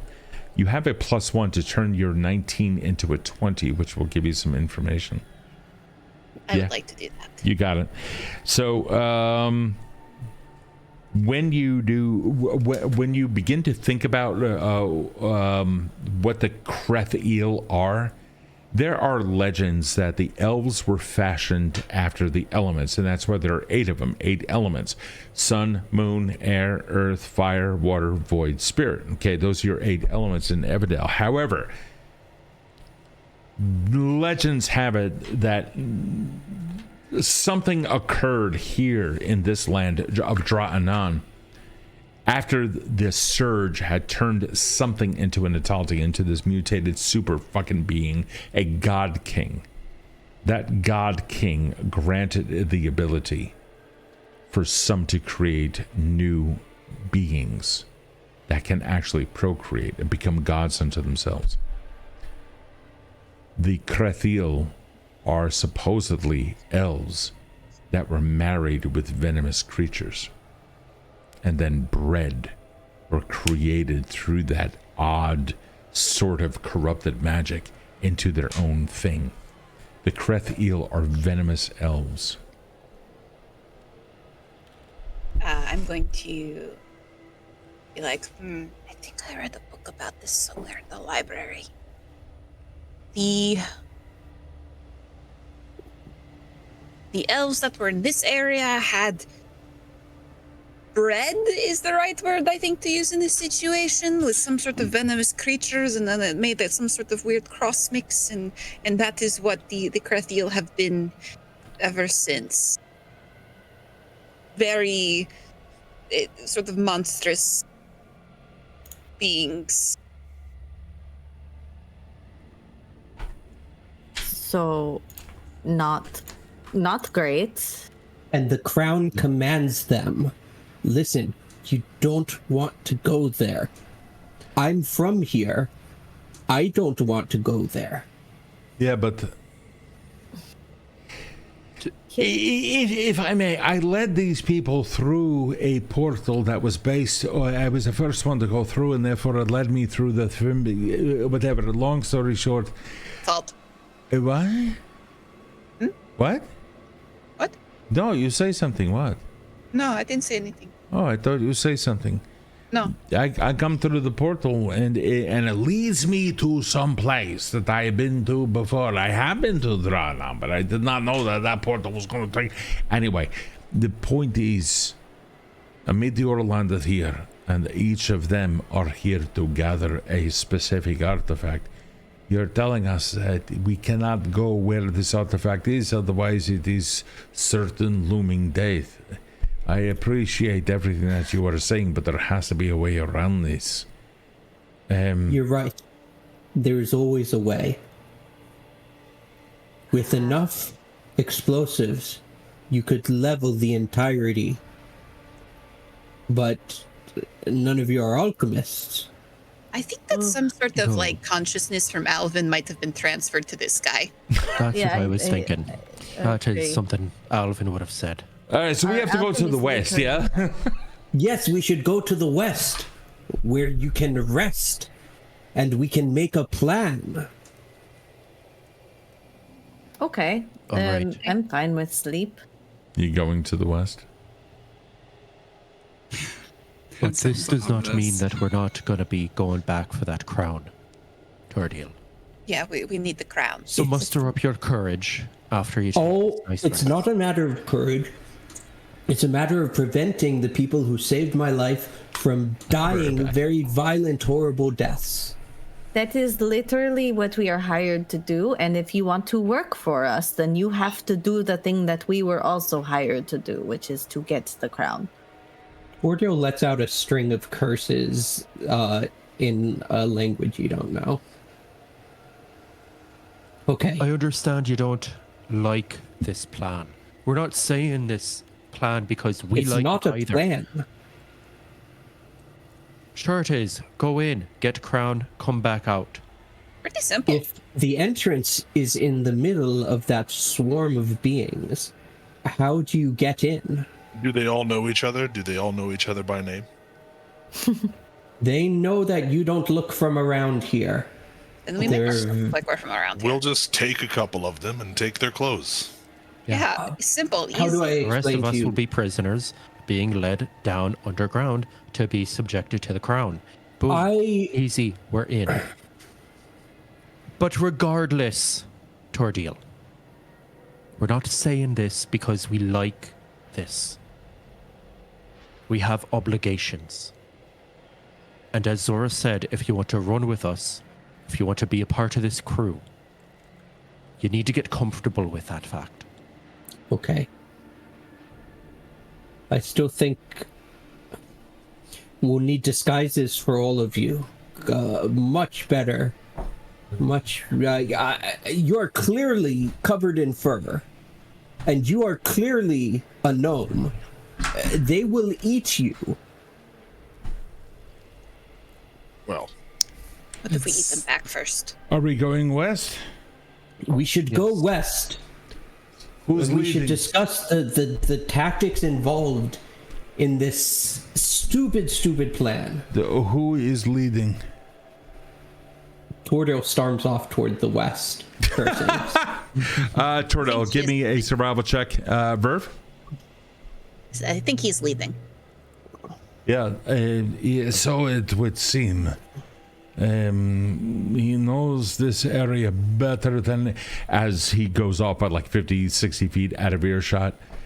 Do you trust him? Not particularly, but we have little other options at this point. you don't have much. Any part of the storm.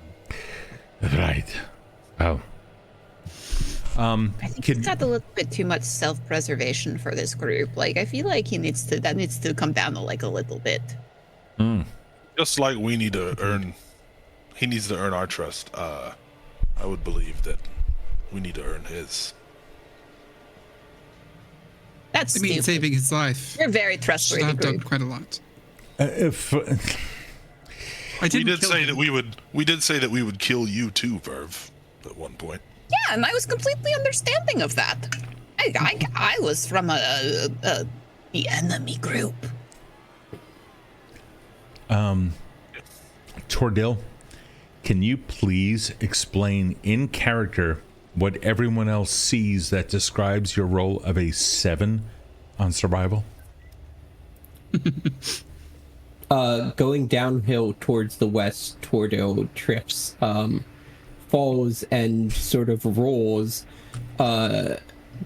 manages to not fall down the entire escarpment. However, he does do that thing, you know, when a cat sort of does like something embarrassing and immediately like pretends that it was on purpose. Sure. Yeah, that's what Tor'Dil does. Cool. Yeah. So I guess I'm gonna take off after him. you see him wide. All right, very well. Aldred, you notice that currently he's heading perpendicular to the setting sun, which would indicate north or south. And then he kind of veers off a little bit and starts heading in a different direction. For this one, though, I'm going to, because of the loss here, I'm going to turn this one over to Chat, who is our force of chaos in this world. Chat, if you don't mind, roll !D8. Also, I would like to note that I think that we got a sub from Playotic Games while Virve was Really? talking earlier. Yeah. Holy shit. Oh my god, oh wow. Hey, so Playotic or Playotic, thank you so much for the sub. Virve, so typically if it's a follow, you get a reroll on whatever that you want upcoming. Hi Barbara. I just saw the most beautiful person just pass by me and it was just and I just gushed.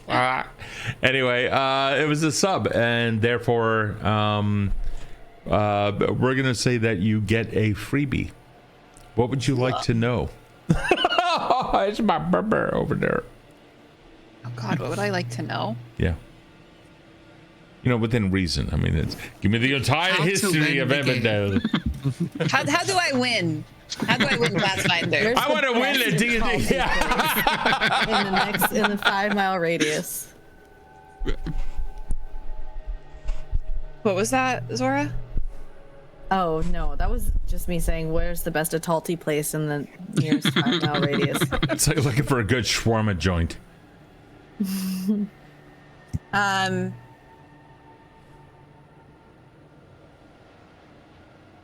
Would I be able to maybe discern why they're feeding things to the crown? Like what impacts that might have? What? I swear Okay. to God, you're the most dangerous player I've ever met. Myriad. I can assist you better if I know why you were asking that specific question. I want to know, like, maybe what the end goal is of, you know, what these people are doing, like the Kethril and everything are doing. Like, what this army, like, you know, they're going gathering the whatever they found at the meteor site. Like, what might their end goal be? Oof. Very well. For this, I'm going to ask for a oh man. Give me straight up occultism. Wait. Do I need to announce if I want to aid before 30. or after the roll? Oh, I don't need to do that. Never mind. Chris, what's up? Oh, I was gonna say, what you mean by giving her a freebie? I'm not done. Oh, okay. Sorry. The fuck? My bad. I'm trying to call you out before you finish. So. I'm not done. So there's this. Wow. What? Jesus, a 30. There's a moment that you concentrate. Well, you know what? Virve, can you tell us how it is that you go about getting this knowledge? Like, what, do you open your mind? Do you open your eyes? Do you feel the ground? Do you, like, sniff the air? What do you do? Like, I imagine that Virve sort of maybe looks out at, like, the armies that, like, were gathering, maybe as the rest of the group starts to sort of walk in the direction of Tor'Dil, where he had gone, and just, like, almost studying them as one might study some sort of foreign creature, foreign object. And, like, she closes her eyes and tries to, like, imagine what it must be like to be in that swarm with a purpose. So, and what that purpose might be. So now that I know what you're looking for, my next question, and I will qualify it, is how do you go about doing it? I requested occultism. Occultism is that secretive, mysterious knowledge that exists between things. What is Virve's unusual method to gain that knowledge?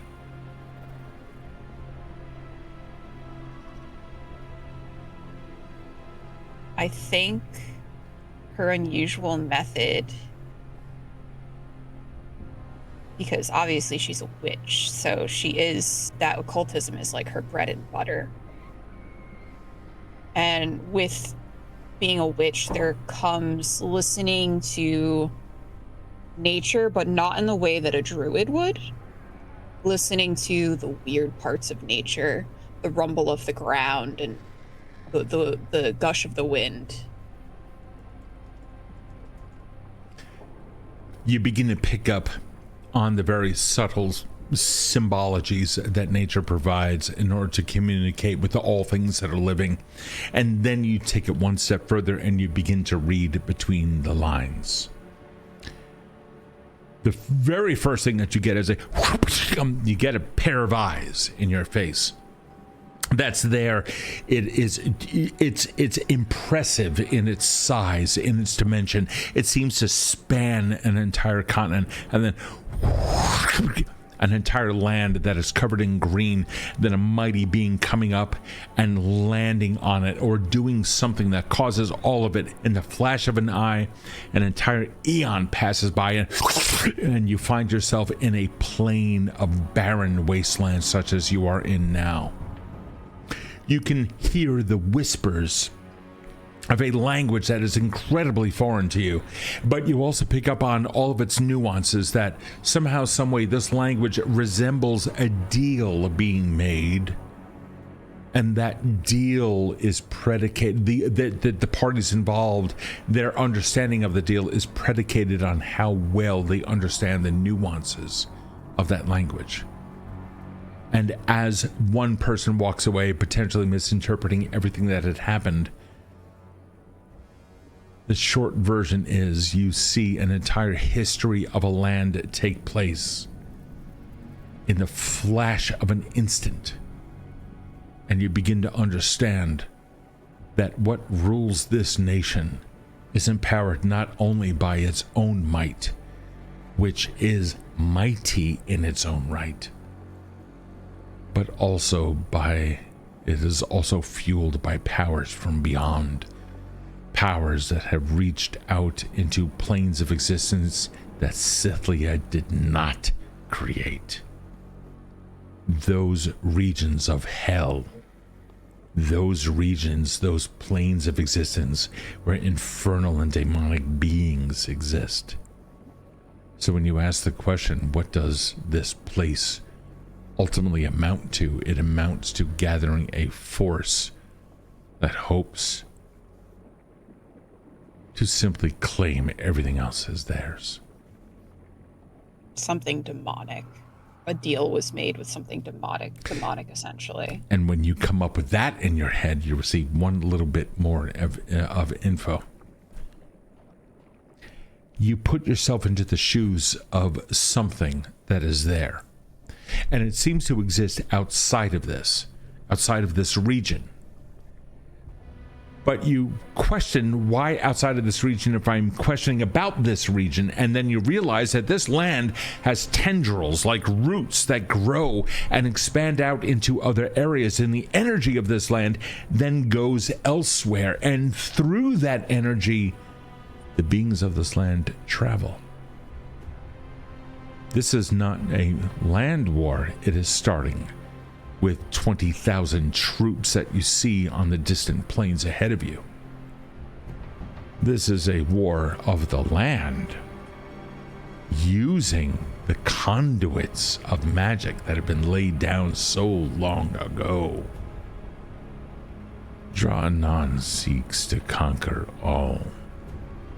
What does it want? To slack its thirst on the living.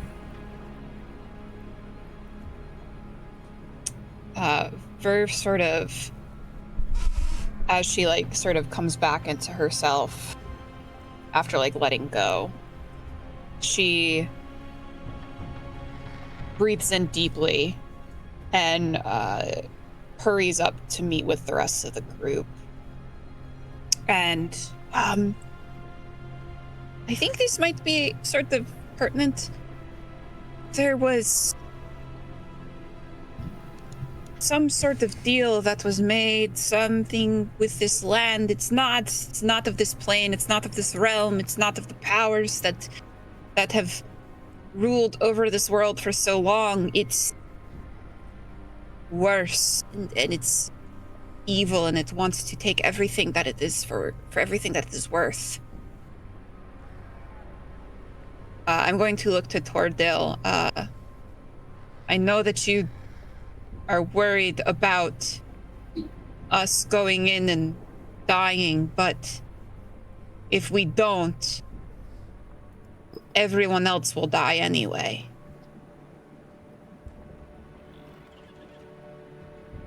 I already agreed to help you, but I won't get you killed.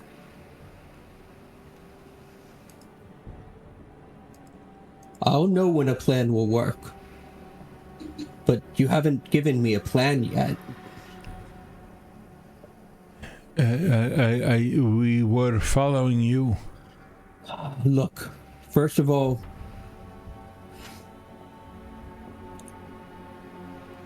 we were following you. look, we don't stand a chance against even the force that took my caravan. But if we could get some of them, if we could get more information, perhaps interrogate them, we could get some disguises, we could get some actionable information, some advantage. You want hostages? Hostages, anything. Right now there are seven people against that swarming mass of thousands, and that's just what's on the surface. All right, then I must ask you, where exactly are you leading us? Are you leading us towards a place of The rest? only place anyone would set up camp, which is to the west of here. And if we're careful, we may be able to intercept a scouting party. And if we're lucky, we might survive whatever's happening here. All right. Looks around at everyone else as if to seek confirmation.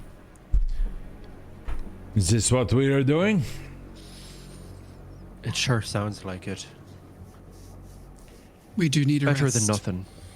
Yes. We also need to grieve. Sorry. Eldrin stops for a moment, looks over at Zora. Silently looks down at the ground, back up at Zora. And then, if you have words, I think they should be spoken before others could take advantage of the moment in which these words would be spoken. I am not one for waxing poetic. I keep that sort of close to my chest, but it still needs to be processed. Yeah. I could give him an old sailor's elegy. We don't have any rum or whiskey. We don't. This is in my dice tray and I don't know what to do with it. That's my cousin. That's my cousin. Oh shit. Well, buddy. What did they roll? What did they roll? It said, I don't blame her. Oh! God, it thinks it's playing. Is that a nat? So a bottle of whiskey magically is conjured up into somebody's bag. Oh, look at this. I have some whiskey left over from. Frenell when pulls we it were out at of her hair. You really do keep everything in there, don't you? It's handy. Alright. She just like takes a rock, just breaks it. Who was talking when Monkey Man 1520 followed? It was actually Virve, by the way. Yep. Again. Yeah, it's always Virve. Yep. So, Virve, you have a just think it reroll happens a when you lot. want it. Okay, Aldred, I can think of nobody else but you to say something kind about Alvin. Stands up real straight and he holds Alvin's goggles out in front of him for everyone, because we don't have Alvin's body here or anything. He goes, "In the whispered breeze I glimpse my father's spirit, carried on the breath of the boundless sea. My mother's essence dances in the deep as waves tell tales of our kin's ancient bond. The isle calls softly, beckoning, where the brave find their eternal ties. Amid the endless horizon we stand, guided by the wisdom of our ancestors. When we meet again, on the Isles, we will sail to Norgil, and we will pick Sithlia's flowers. Until then, my friend." That was very beautiful. Chat, give me exclamation D100. Could someone clip that? Oh. Yeah, buddy. Yeah, we'll clip that for you. Okay, thank you. I'll turn it into a nice little edit on Canva for you. We got a 66 in chat.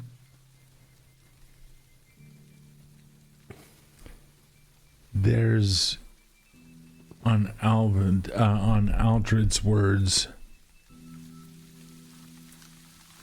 There's a moment when you can envision a ceramic vial that has lifted up above you and its stopper uncorked, and its liquid comes down like an alchemical vessel and washes over all of you, purifying something with a notion of "I only ever meant well."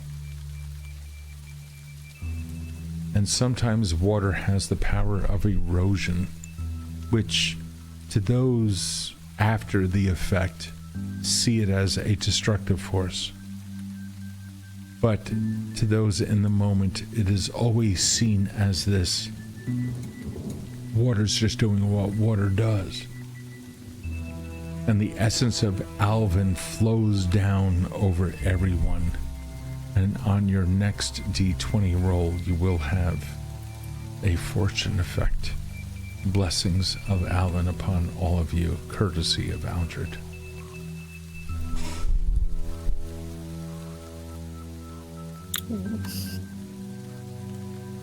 I'd also like to say something. I don't think I can top whatever Aldred just said. Unfortunately, I'm not nearly as eloquent as the big lad over there. But she takes her water skin out and, takes the top off, takes a sip, and holds it up. Alvin, I know you and I didn't really get along famously.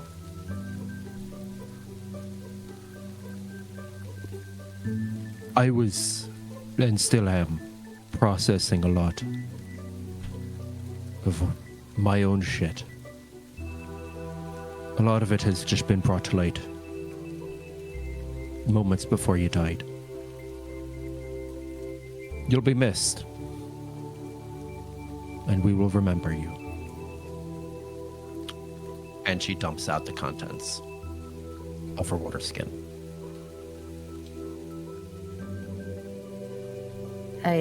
Frenell? I reach out and I touch the goggles and I say, "I love you, you stupid little gnome." And I kind of step back and I'm quietly processing, weeping. Frenell walks up and very quietly says something in Gnomish that she doesn't translate for the others. But it sounds like a joke.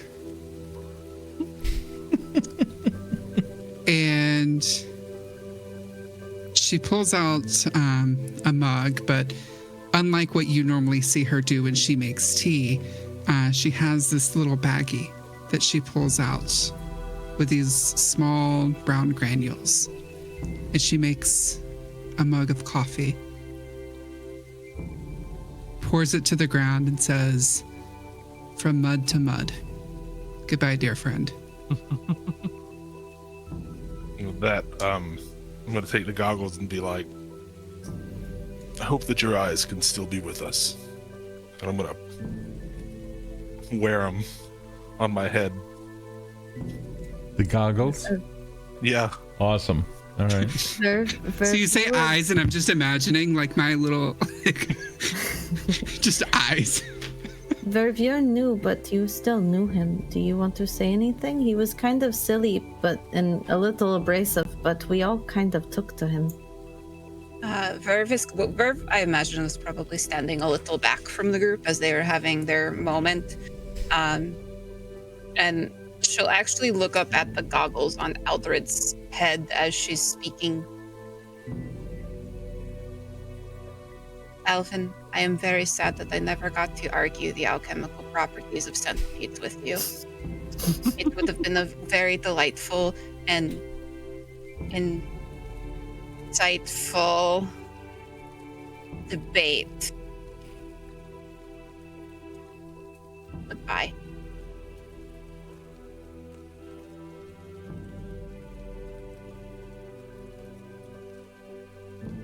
Frenell turns and looks at Eldrin. And Yeah.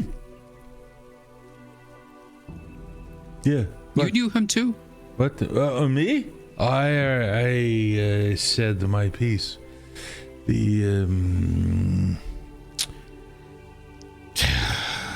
All right.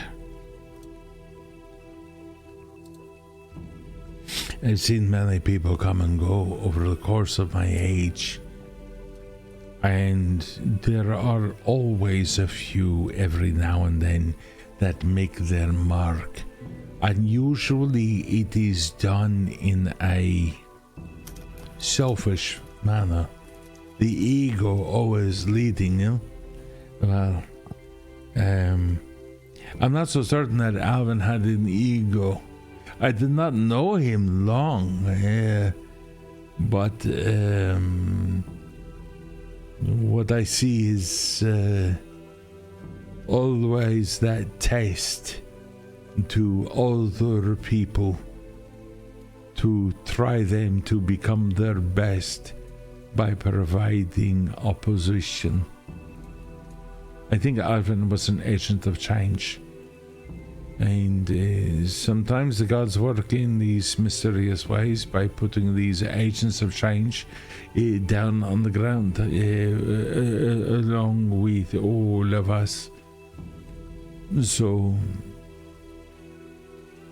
to the agents of change, I offer my thanks. To those who embodied those agents, I offer my humility for always teaching us, providing we are willing to learn. So, thank you, Alvin, for what you have done, and I hope that you make it through the Veld Gate successfully. And if not, come back and haunt us and teach us some more fucking lessons. I'm hungry. Zora's gonna look over to Tor'Dil and say, he may have been small, but you have incredibly big shoes to fill. I hope you can see that. Tor'Dil. Well, it doesn't matter how big his shoes were. They're your shoes, Zora. It's an expression. Oh, okay. I'm just happy to have shoes.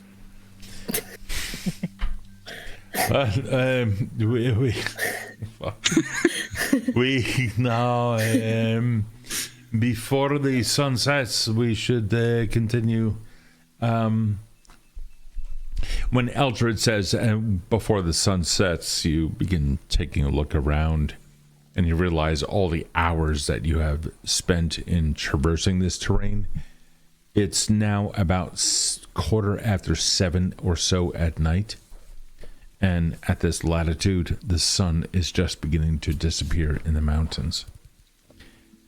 With that, long gated shadows still come across the way, but there's still plenty of light on the land for you to be able to navigate.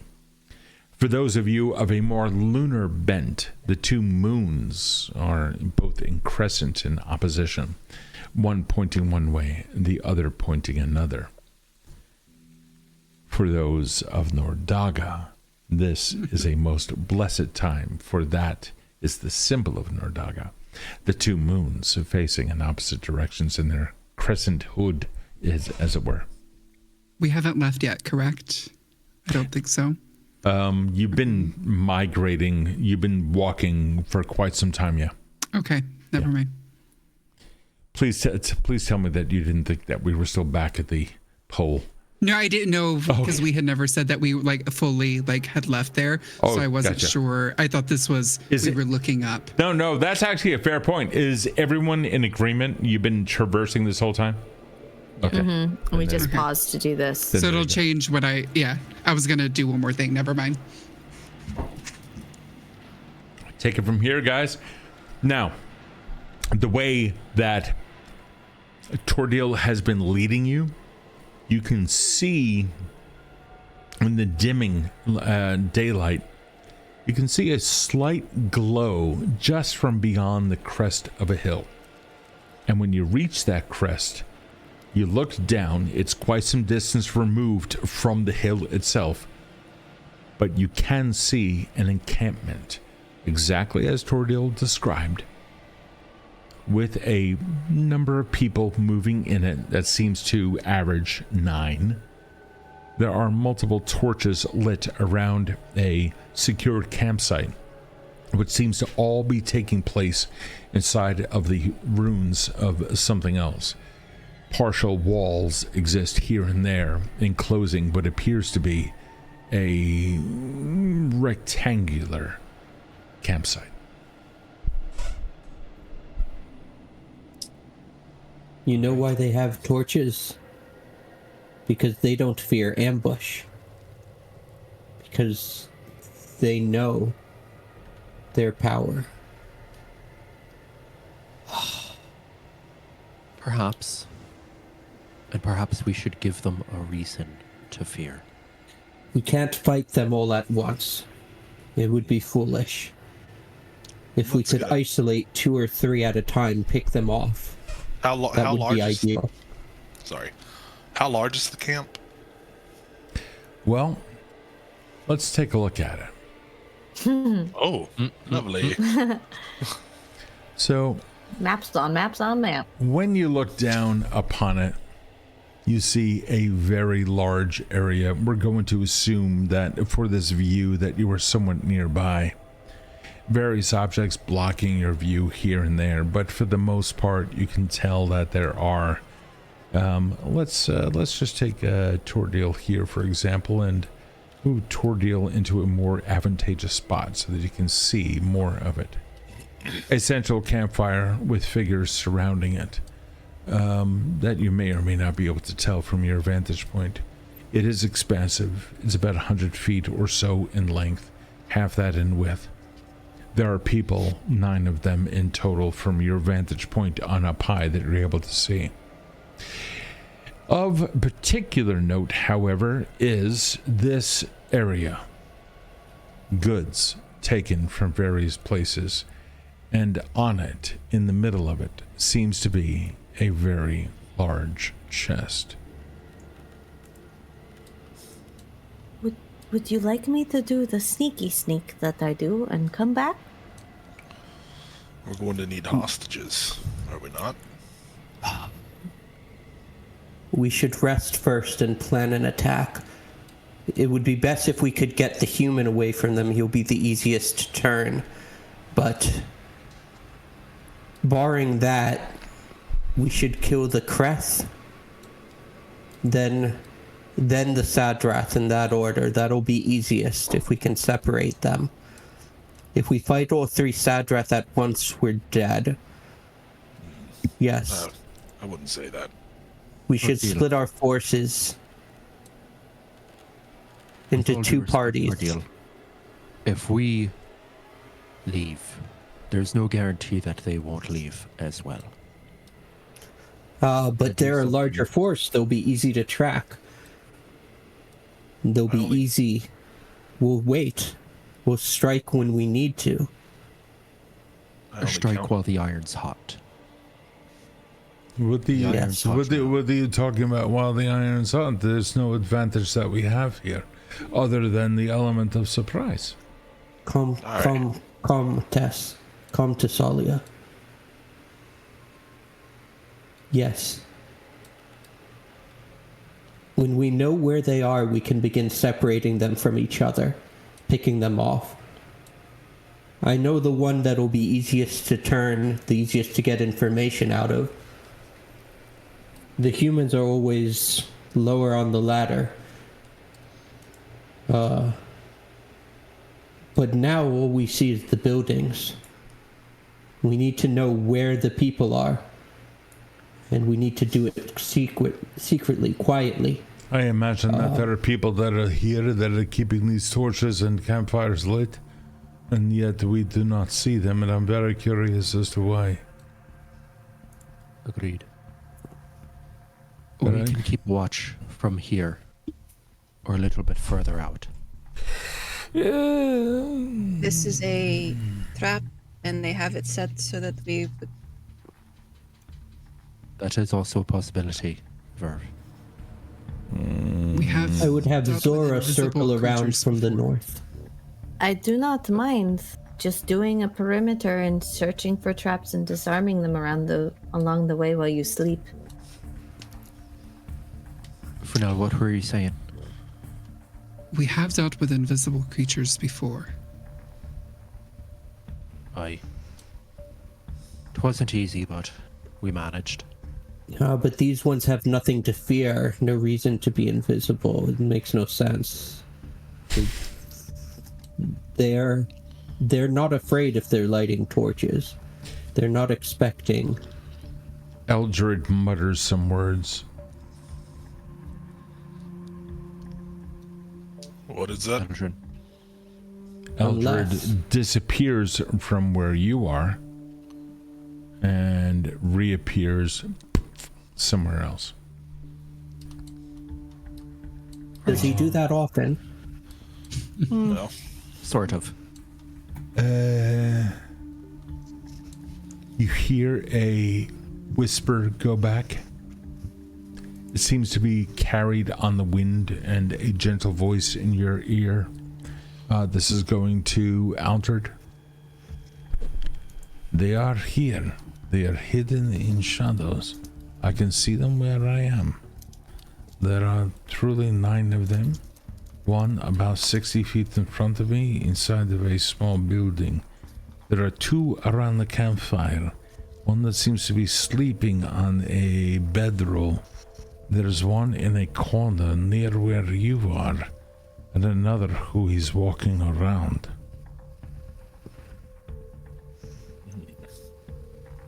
The one in the corner, what do his ears look like? I don't know. I wasn't talking to you. How the hell did you hear what I say? shit. I say this to Aldred. What are you doing? Oh my god. Slid into his DMs.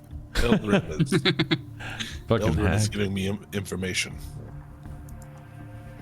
He says there are 2 about 60 feet in front of him. Can you hear me, Eldred? No response. I don't imagine he can hear me. So I don't know which direction he's looking from, but there's one. You can see him standing in the corner. Oh, okay. All right. Yeah. You can see him like he's way like up here. Oh, wow. You can't even fucking, what the hell? Wow. Okay. So the stream isn't showing where anyone is.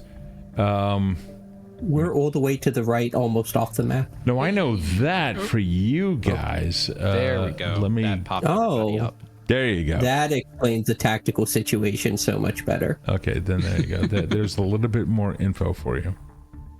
Hey, Oh, Steve. Yeah. I don't know what happened, but I think I was trying to move my token when you moved my token, and now I can't move anything. Good for you. There it goes. It fixed. It's Yeah, working. so this is what it feels like to be possessed. So I don't know if this is helpful, but I can shadow people very, very well, and I can read lips very, very well. So the D8 that was rolled before in the chat, I want to get to that. I asked for it a little while back. The D8 is going to inform the party, inform me of the direction that the party is now attacking or coming into the area. That is obviously going to affect everything. So thank you for your roll.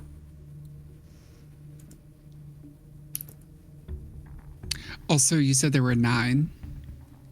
I saw 9. Well, no, what? How do you also hear my talk? Aldred, are you telling my secrets to everyone? No, I'd only mentioned the 2. Oh, sorry. I thought you had said it. I apologize.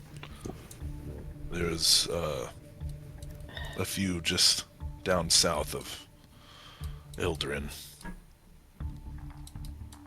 All If on If we which can side of the draw camp the it looks nearest like. one away, strike him from you have behind with a- something heavy.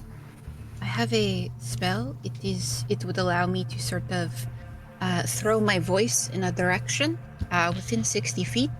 If you want to try to lure people in a It would be specific way. foolish. We could simply throw a rock and see if he comes to investigate. Well, A voice might call more About attention. everything. Well, yes, but a voice would definitely cause to attention. So we would. But want it the might cause him definite. to alert the others. I think I don't- that we utilize Zora's skills. Perhaps if I could go in first, a little closer, I could find out what they are doing. I can find out Agreed. who's the boss. I could find out which ones are more dangerous, and then we could use Virve's spell to sort of lure some of the stupider ones away from the rest and just start picking them off that way. Agreed. I think that's a great plan. I think give us a signal whenever you see someone that we can't from our side. I see the line. That's fun. That's a fun thing that's happening. Now this guy's just moving around. Yeah. Does it? So in my line of work of treasure seeking and knowing people, being a good judge of first impressions, is there a direction where people are sort of leaning towards for direction? Like, is there like a... All information pertaining to that is on the map. If none of the tokens are moving, it's because no one is moving and there's no direction of anything. There's only one person moving around right now. Okay. I like the one that's... Yeah, that kind of answers it. I like the one that's moving because it implies that he is disseminating information. I'm going to... You do not hear him talking. He is simply saying hi. Well, he's kind of saying hello, etc., but kind of like moving and not really doing anything. So you can see by this path that I'm drawing what he's doing. Okay, so yeah, I don't want to do that. So what I'm gonna do is I'm gonna shadow mark. I'm gonna sneak around the perimeter. So I'm gonna just kind of move really quick, like where I'm gonna, the direction I want to go. I want to kind of go this way. So you just went. Oh, okay, cool. No, I'm not actually going that way. I'm gonna go back. Sure. I want to kind of go that way because I would like to go towards the fire. Usually when we, like the last time we did this, the leaders were around the fire. So I'm going to shadow mark up here at the fire, probably this one when I get there. Just kind of laying out my plan now so you know. Shadow mark allows me to avoid notice and follow people, and they get a -2 circumstance to their perception. And then I'm going to read lips when I get close enough. Sure. The only two people that seem to be talking is the one moving around and whomever they stopped in front of. But some notes here. Mm-hmm. The ones who are sitting around the fire, you'll notice that their profiles come out of their circles of their tokens. That is because they are approximately 7 feet tall. Okay. There are others who do not come out of their token. Oh, you can't see this one. Hold on. I saw. You're good. Yeah. So there are some that do not come out of their tokens. These are average, anywhere in between like 5'4" and 6'4" in height.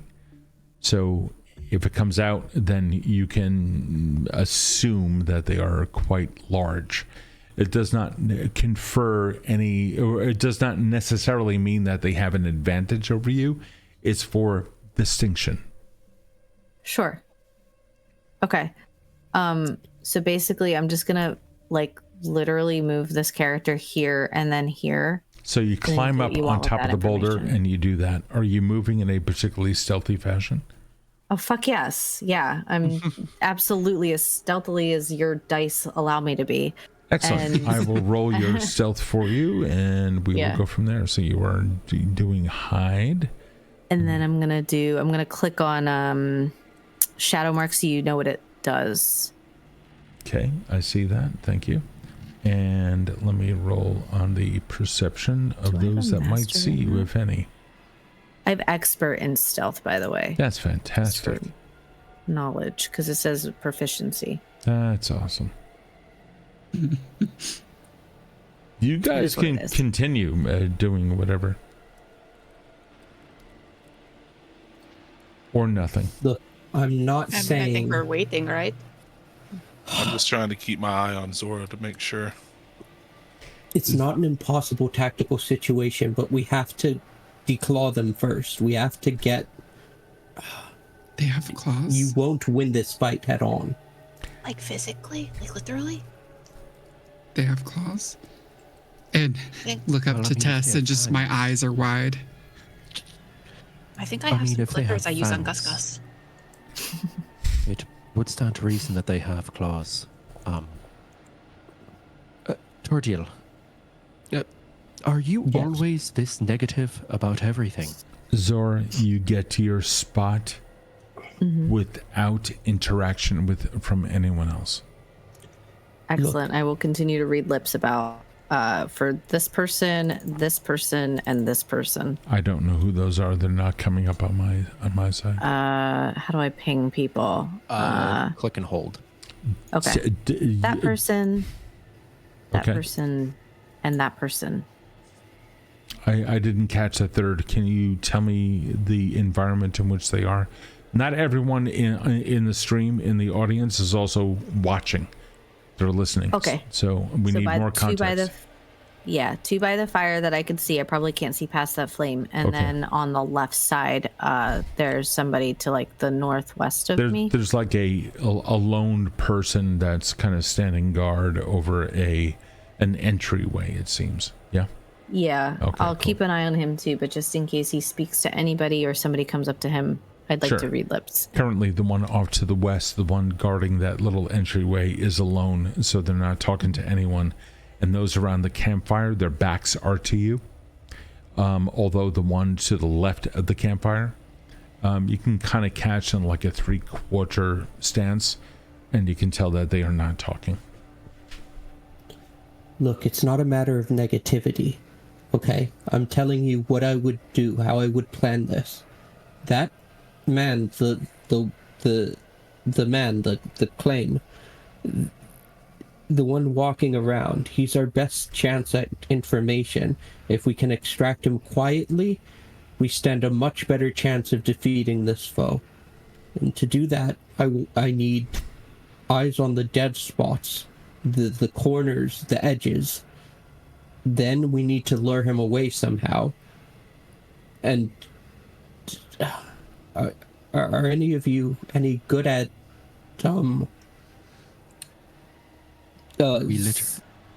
We have a solution for luring people away. Okay, good. This we can work with.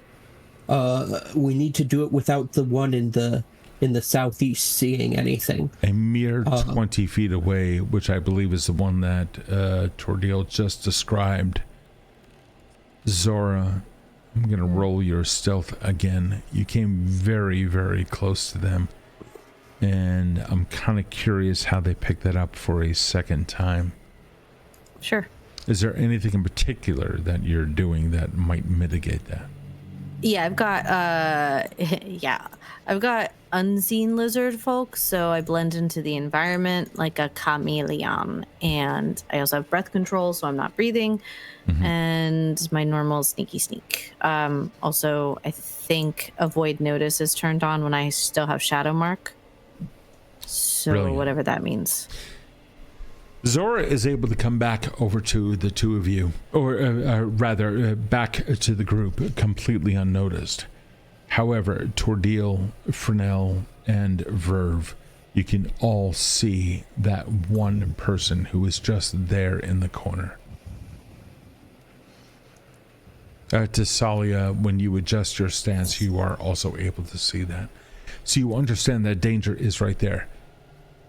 That one would be better to kill than to interrogate. Shh. Come this way.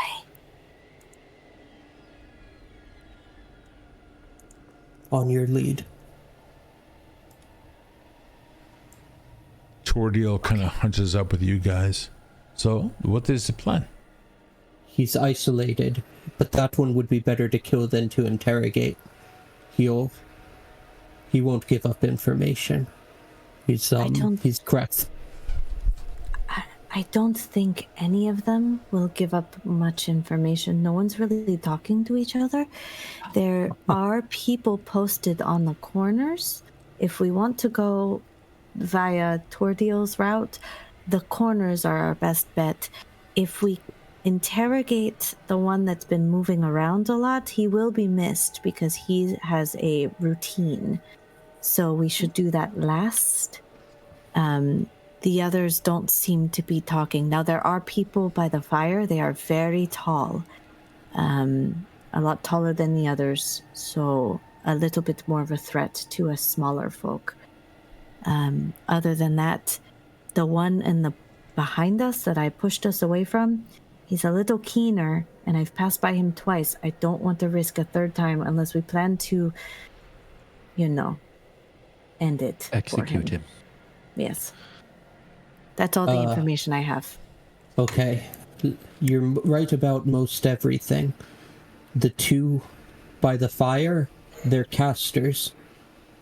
The one that we see across from us, he's in charge. Some military, high up, very dangerous, lots of years of service. Same with the ugly one up there.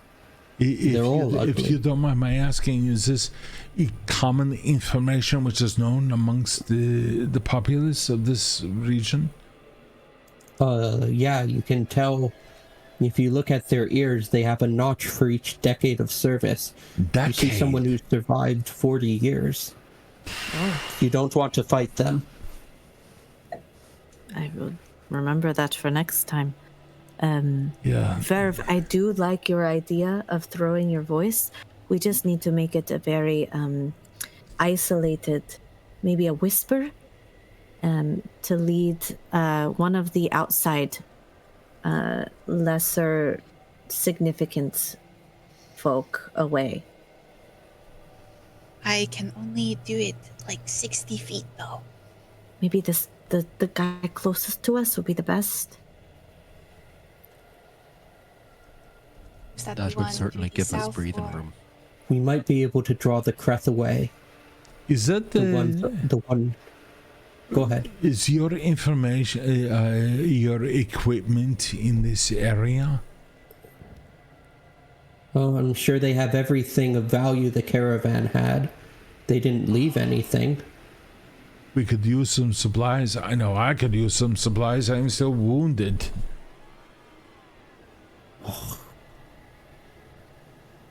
So we shouldn't attack them. No. No, what? This is a bad idea. What are you talking about? This was your idea. No, my idea was to draw away the human, interrogate him. But if we get the corners at the same time, we might be able to take them. Okay. So you want us to split up? Eldrin, are you suggesting that we rest first? Resting would always, because I've been asking for rest for the past day and a half. We should rest first. Let's rest first, and then maybe talk about splitting up. If that's a possibility. We will have to go far away from here in order to set up camp. We need to cook food and so much more than this. Good. Better even. Best even. Does this camp look like they're going to be set up here for a while? Does it look like they've been here for a while? You know, that's a great question. I really appreciate that. There is no permanent structure here that has been recently created. Now, there is let me switch over. There is a large wagon which contains a lot of stuff, including a chest, which is proudly sitting on top of it. Outside of that, there is like remnants of little things here and there. But interestingly, now that you notice, this whole area is full of old and used supplies, but it's not ancient in use. Even the stuff that's just opposite the wall where you are, a lot of this is just empty crates. The entire stack of stuff over by Eldrin would also suggest that they have received stuff here. So yes, it does seem like a permanent camp, but they look like that they are always ready to go. It would be easier to pick them off as they're coming or going in transit. It's better, it would be better, much better, if we all heal, if we all rest. That's what I'm saying. Attack them with our maximum advantage. A strategy is what I studied. Eldrin starts walking away. I follow Eldrin. Why are you following me? I'm just an old man. I'm sorry, I want to walk away from this fight. I don't think it's smart to ambush. I don't think anybody here was actually talking about that. I think we were examining possibilities and taking all of your information into account. But I need to step away because my eyes are closing and my body is weak and my spells are gone. And I will be of little use to these people. And Frenell over there, the one that you call the wee one, that gnome is a person who understands the earth better than I ever will. This one here, and he nods a chin over towards Zora, the lizard person, has a connection to shadows that I will never know. Everyone here is a leader in their own right. Even Virve here is, though a newcomer to them. Everyone here is a newcomer to me, so take what I say with a little bit of grain of salt, you know. But Virve here is born of the shadows. I am no leader here. I offered them assistance once. That is all. But I'm weak and I need to rest. Tor'Dil addresses Thessalia specifically. Trust that we will find your whatever the hell it is you're looking for. The crater, whatever. We'll find it. We'll stop the crown. If that's what you want, I'm sworn to it. I have a life debt. But trust your gut. Is it better to attack now when they're all set up waiting for us? Or is it better to attack once we're at full strength? Head on. That is...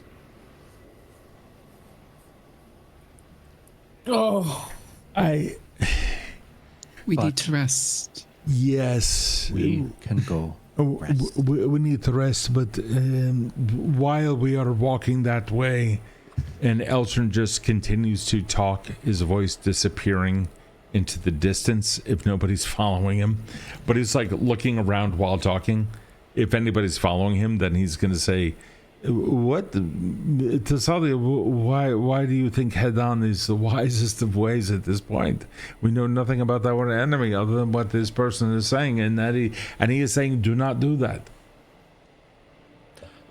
Well, for starters, Tor'Dil, I find it a little bit difficult to take in stride everything you're saying, because you'll come up with a plan and then immediately backtrack on it. I understand that you've been through a lot lately, but it's a little difficult to trust someone who's consistently in the negative about everything that is going on around them. Cowardice is not something that is going to work in this group. But as far as a head-on solution, we can take them by surprise. We have that advantage. I just don't want to squander that.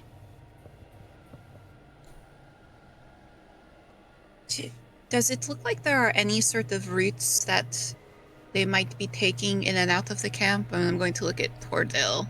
Do you know what way they might be heading? You have no information on that. It's not cowardice. And damn you for saying it, but it's not cowardice to not want to fight 3 Sardath at the same time. It's simply common sense where I come from. Is it assumed that everyone is moving away from the encampment? Yes. Yeah. Okay, cool. Yeah. All right. Conversation can absolutely continue, but like a mile away. Elzerin does not stop until he's like a mile away. If anybody's following him, he keeps looking back to see if he can see the lights. And the moment he can see the lights, he's like, this is a good place. And then he like finds a little rock to hide behind and builds like a fire in the ground so even that light can't be seen. And he hunkers down, takes off his cloak, wraps himself up in it, and then just fucking goes to sleep. Meanwhile, Tor'Dil is like drawing a diagram into the dirt and trying to explain to Thessalia, like, we can do this, but we need to basically kill 2 or 3 of them before we even engage the Sardath. I understand that. The old man didn't even have any spells left, no magic left in him. You're waking me up. I know what I said. I was there when I said it. Good night. Let's argue Good over night, Aldred. breakfast. Yeah. Maybe. Oh, Let's all take a nice 8-hour breather, and then Frenell will make us tea in the morning, because unfortunately we do not have coffee anymore. And then we can all work together to come up with a really good plan to kill all of those fuckers and get what's in the chest, and then hopefully take the crown back. Whatever the crown is, I'm all for that. Watch. By the way, and he's You'll out. take first watch, Aldred? Is that what you said? Yes. I'll take second. Aldred has first. Tess has second. I'd offer third if anyone here trusted me. I will take third this time. It's not that I don't trust you, it's just that you seem like you might benefit from a nap. And Tor'Dil was already asleep. good night. I hope you enjoy my shoes. So with the 3 watches now selected, we are now going to end tonight's game. We're going to pick this up next week. One more thing. What's up? Before we do it, Yeah. as people were falling asleep, Frenell walks over a little away from the group and looking up at the moons, she takes out a seed and plants it. Motherfucker. Stop. What kind of seed is it?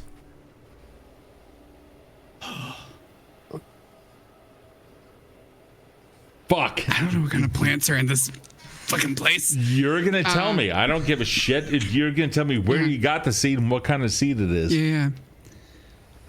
Chills. She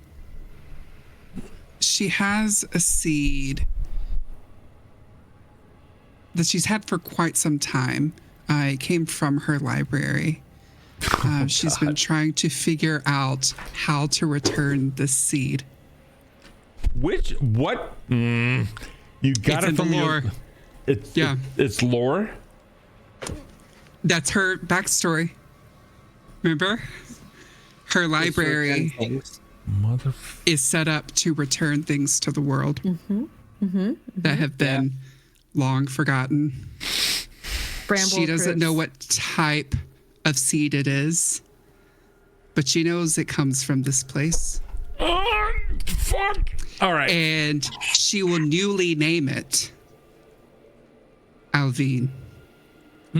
Oh, fuck me. She thinks it's a tree of some sort. Okay, I'm going to ask for quiet on this.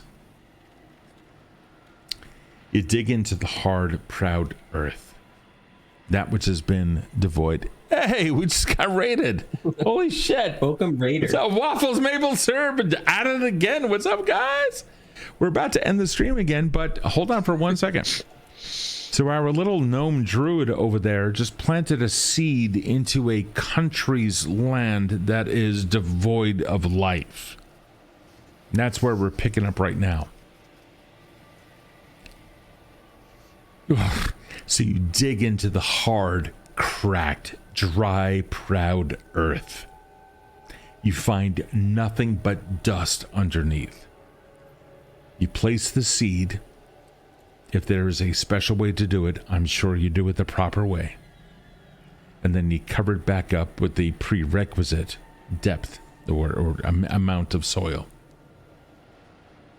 Do you water it?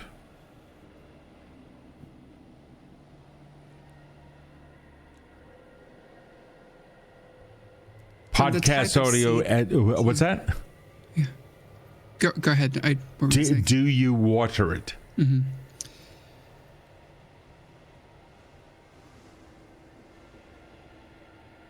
In this moment, I look up to the moons.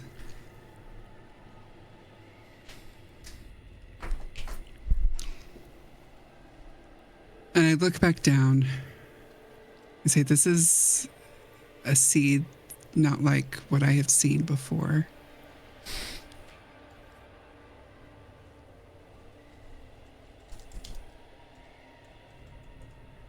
And I'm going to say using spout.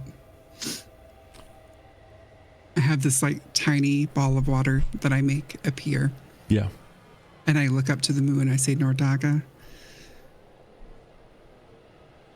if it is meant to be, if it is your will, let it be.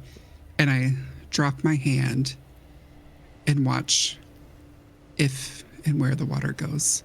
Someone needs to roll D100 in the chat. I don't think it should be me. ROFL, stop. Shh. I'm gonna let the chat. Let's see what the chat says. Anyone, roll exclamation point D100. So you put the water into the earth, but you're holding it up at some height to not necessarily determine exactly where it's going to go. Is that correct? Right. All right. So the one who rolled the D8 previously now rolls the D100. Roll it back. And it's at 20. It lands just off of the mark, moistens the entire area with the bulk of it going into the hole where the seed is, on top of the soil covering the seed. I need you to make a will save. Virve, I need you to make a will save. Yeah, you.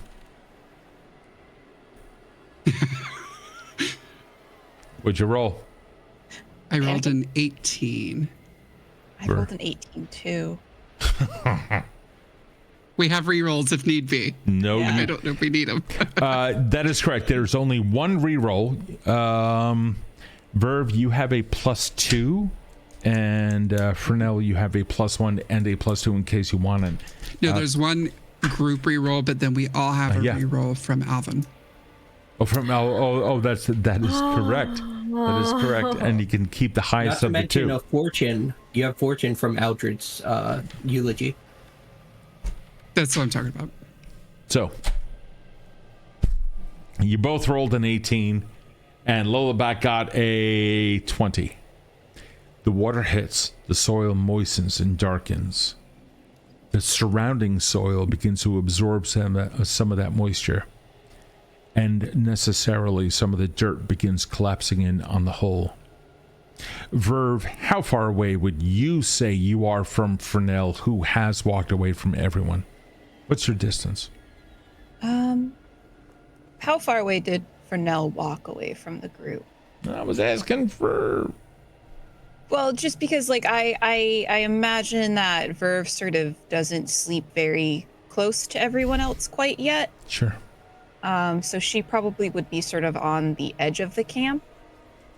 Kind of just where if we have like a campfire, just where the campfire sort of sure dims. She is one with the dark normally, so. Okay. Not in an edgy way. Not in an edgy way. So you were not you're not the resident edgelord. All right. That's fine. She's not the crow. Okay. Apple, how far away? I would say just beyond the light. Okay. Virve, something reaches out to you. It's just outside. It's whispering. You can hear it. It's calling out to the shadows, just as Eldrin had lit a fire within the earth itself, and it's casting off very minimal light, giving off almost no smoke whatsoever, air holes dug into it, etc. And you continue to hear it. Whispers that are being carried on the shadows being cast by the flickers of the flames itself. How do you respond to this? I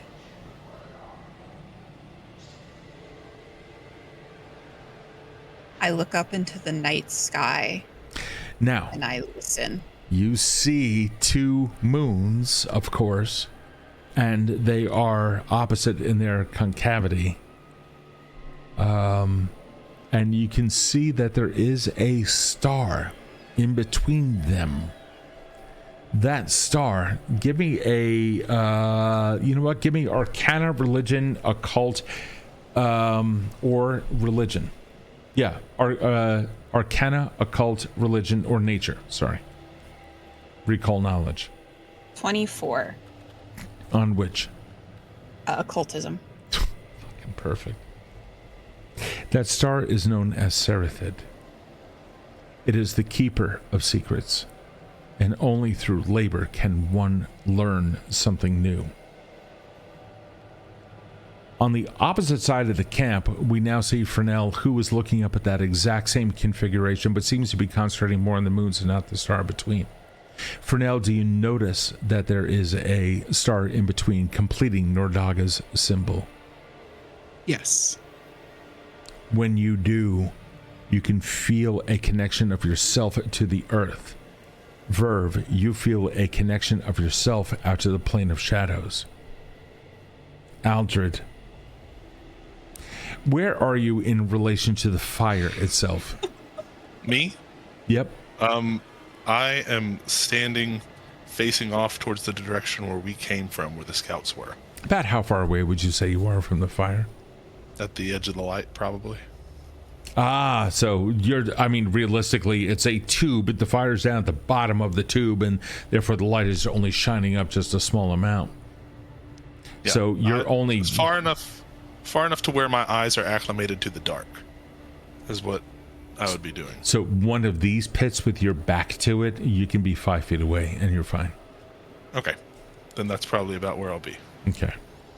Yeah, look up Dakota Fire Pit. It's like it's very. I forgot it was a fire pit. Yeah, it is a fire pit, but it's not your typical. Yeah, we're gonna put logs on top of the earth and just light this whole thing up. You can feel the heat of the fire coming off of it, and Frenell, Eldrin, every now and then blowing into it to cause the heat to increase, and you can feel that heat. What is your ancestry, Aldred? From whence do you come? I come from the Hadravir. So fire Hadravir. Oh yeah, you do. And you can feel that in your bones. You can feel that coursing through your blood. Now the way that it appears at first is just as kind of flush with a little bit of bodily warmth that comes over you. And particularly after a good meal, maybe 20 minutes or so has passed, your body is now digested and completely, or it's just begun the metabolizing process, breaking things down and burning energy. That's what you feel. But you've not had food in a while. And yet you feel yourself nourished by the fire behind you. In fact, you feel your feet even lighten from the load that your body bears on them. And you feel yourself connected to something of a restorative element, something that burns and turns to ash, so that it can provide nutrients to those things that come after. You find that sudden burst of reclamation of energy. You find yourself very awake and without the need for sleep for the next 8 hours, completely healed as well. your memories of what had just transpired with the other two, which has as of yet gone unnamed, ride heavily on your mind. And you remember that while down there was a subtle connection, though distant, through walls that were crumbling through some force that no one else really understands except for maybe two of you. Zora, Yes. your home has a dank smell to it. Oh, But yes, it smells like rotten onions. But it most is of the time. but it is home nonetheless. It is. For you, I must ask a fortitude save. Oh, you got it. You got it. One moment. When you said we're gonna pick this up next time, I left in the foundry. Hold on one moment. Yeah, but then fucking Apple had to go and plant a seed I wanted in to that. be fucking great, and It's not I cannot. I Daga. love this so much. Okay, hold on. Fortitude save. My fortitude is. It's okay. It's not that okay. It's 11. You get a whiff of something rotting on the breeze that happens by, and as you described, it kind of smells like a little bit of a rotting onion. It's a putrefaction that kind of calls your attention to it. You kind of look over and you look in the distance as to where the smell could be coming from. So you look upwind, and it's just this vast plain. In fact, there's nothing that you can see, but obviously there's something. Or is it? Did you scramble out to that area? You go out there by yourself? Hey, thank you for the follow. It smells like home, so I don't go that far away. I just kind of like. How far away? Enough to be impactful. Probably irresponsibly away, but just so. So like. Just enough that like a scout like me. I need a measurement. I'm going to measure this out on the map and lay you all out into your respective places next week. Oh my gosh. Oh yeah. Shit. Oh yeah. So Aldred, you're like right outside the line of fire. Is that what you're saying?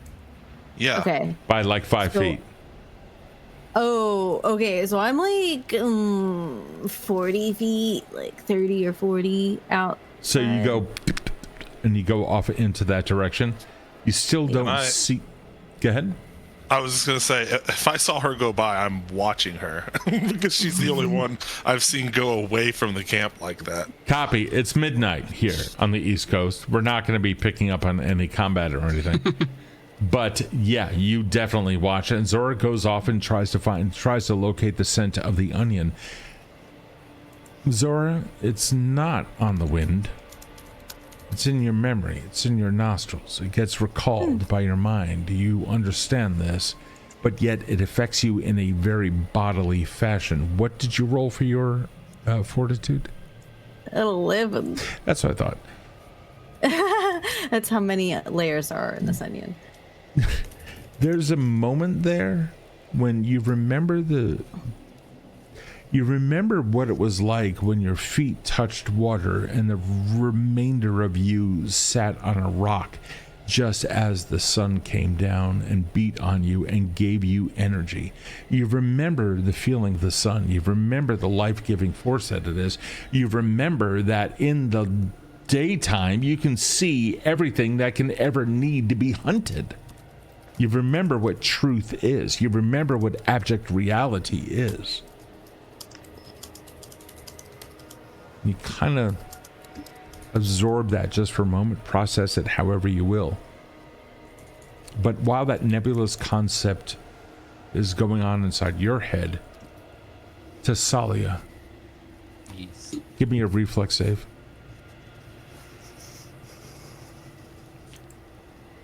That is a total of 23.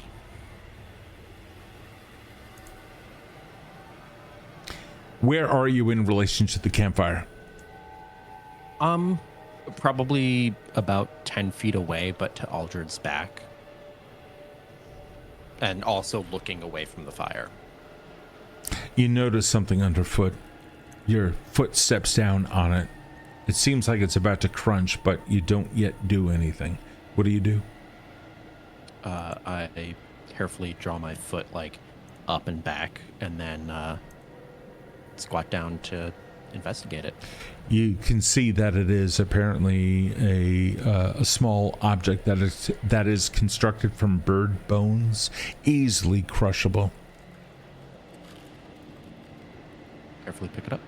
It seems to have been a crafted item of some kind, a small loop at the top of it, and if held, it looks like a full, I'd say maybe 1.5 to 2 inches in height. Something that is reminiscent of a lantern, but the small metal loop at the top of it would suggest that it's meant to be on a lanyard of some kind. But you can see that inside of it at the base, or what might be a base, blackened with soot.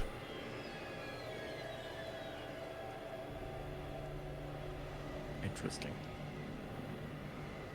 What do?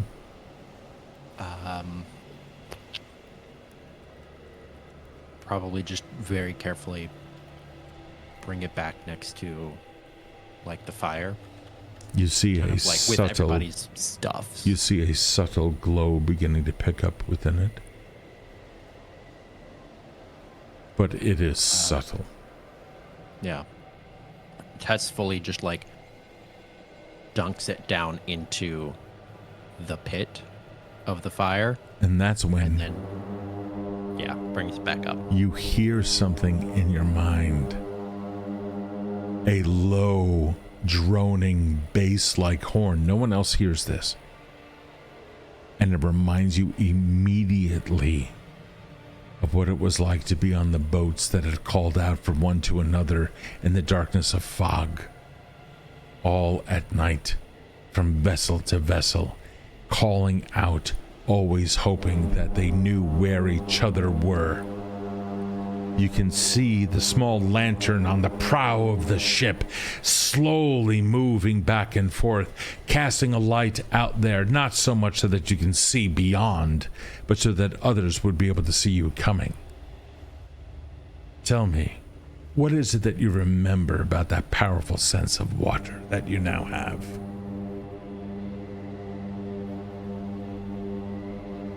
Soothing. Calming.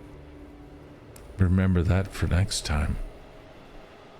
You will be immune to fear for the next 24 hours. Zora, Holy shit.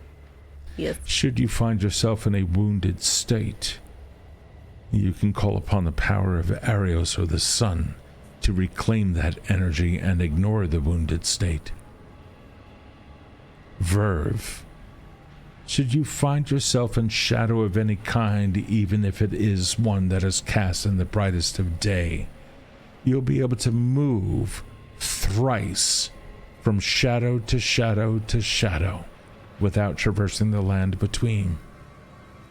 Aldred, should you experience any kind of fire, or if you happen to be near a source of fire, your wounds would heal at 10 hit points a round for 5 rounds.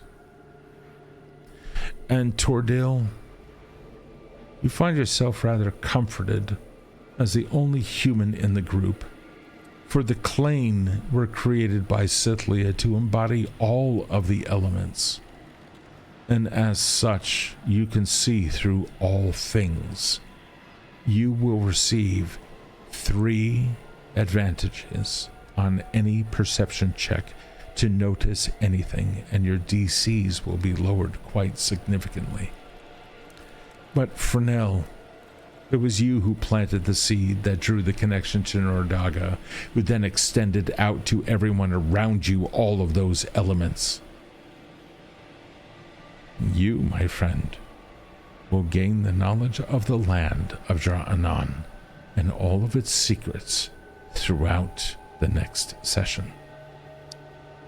And this is where we will be picking up next week. The planting of that seed was a very good idea. Well, fuck Nice. me. I thought I Fucking was about to get job. us like team wiped right there. No, for now.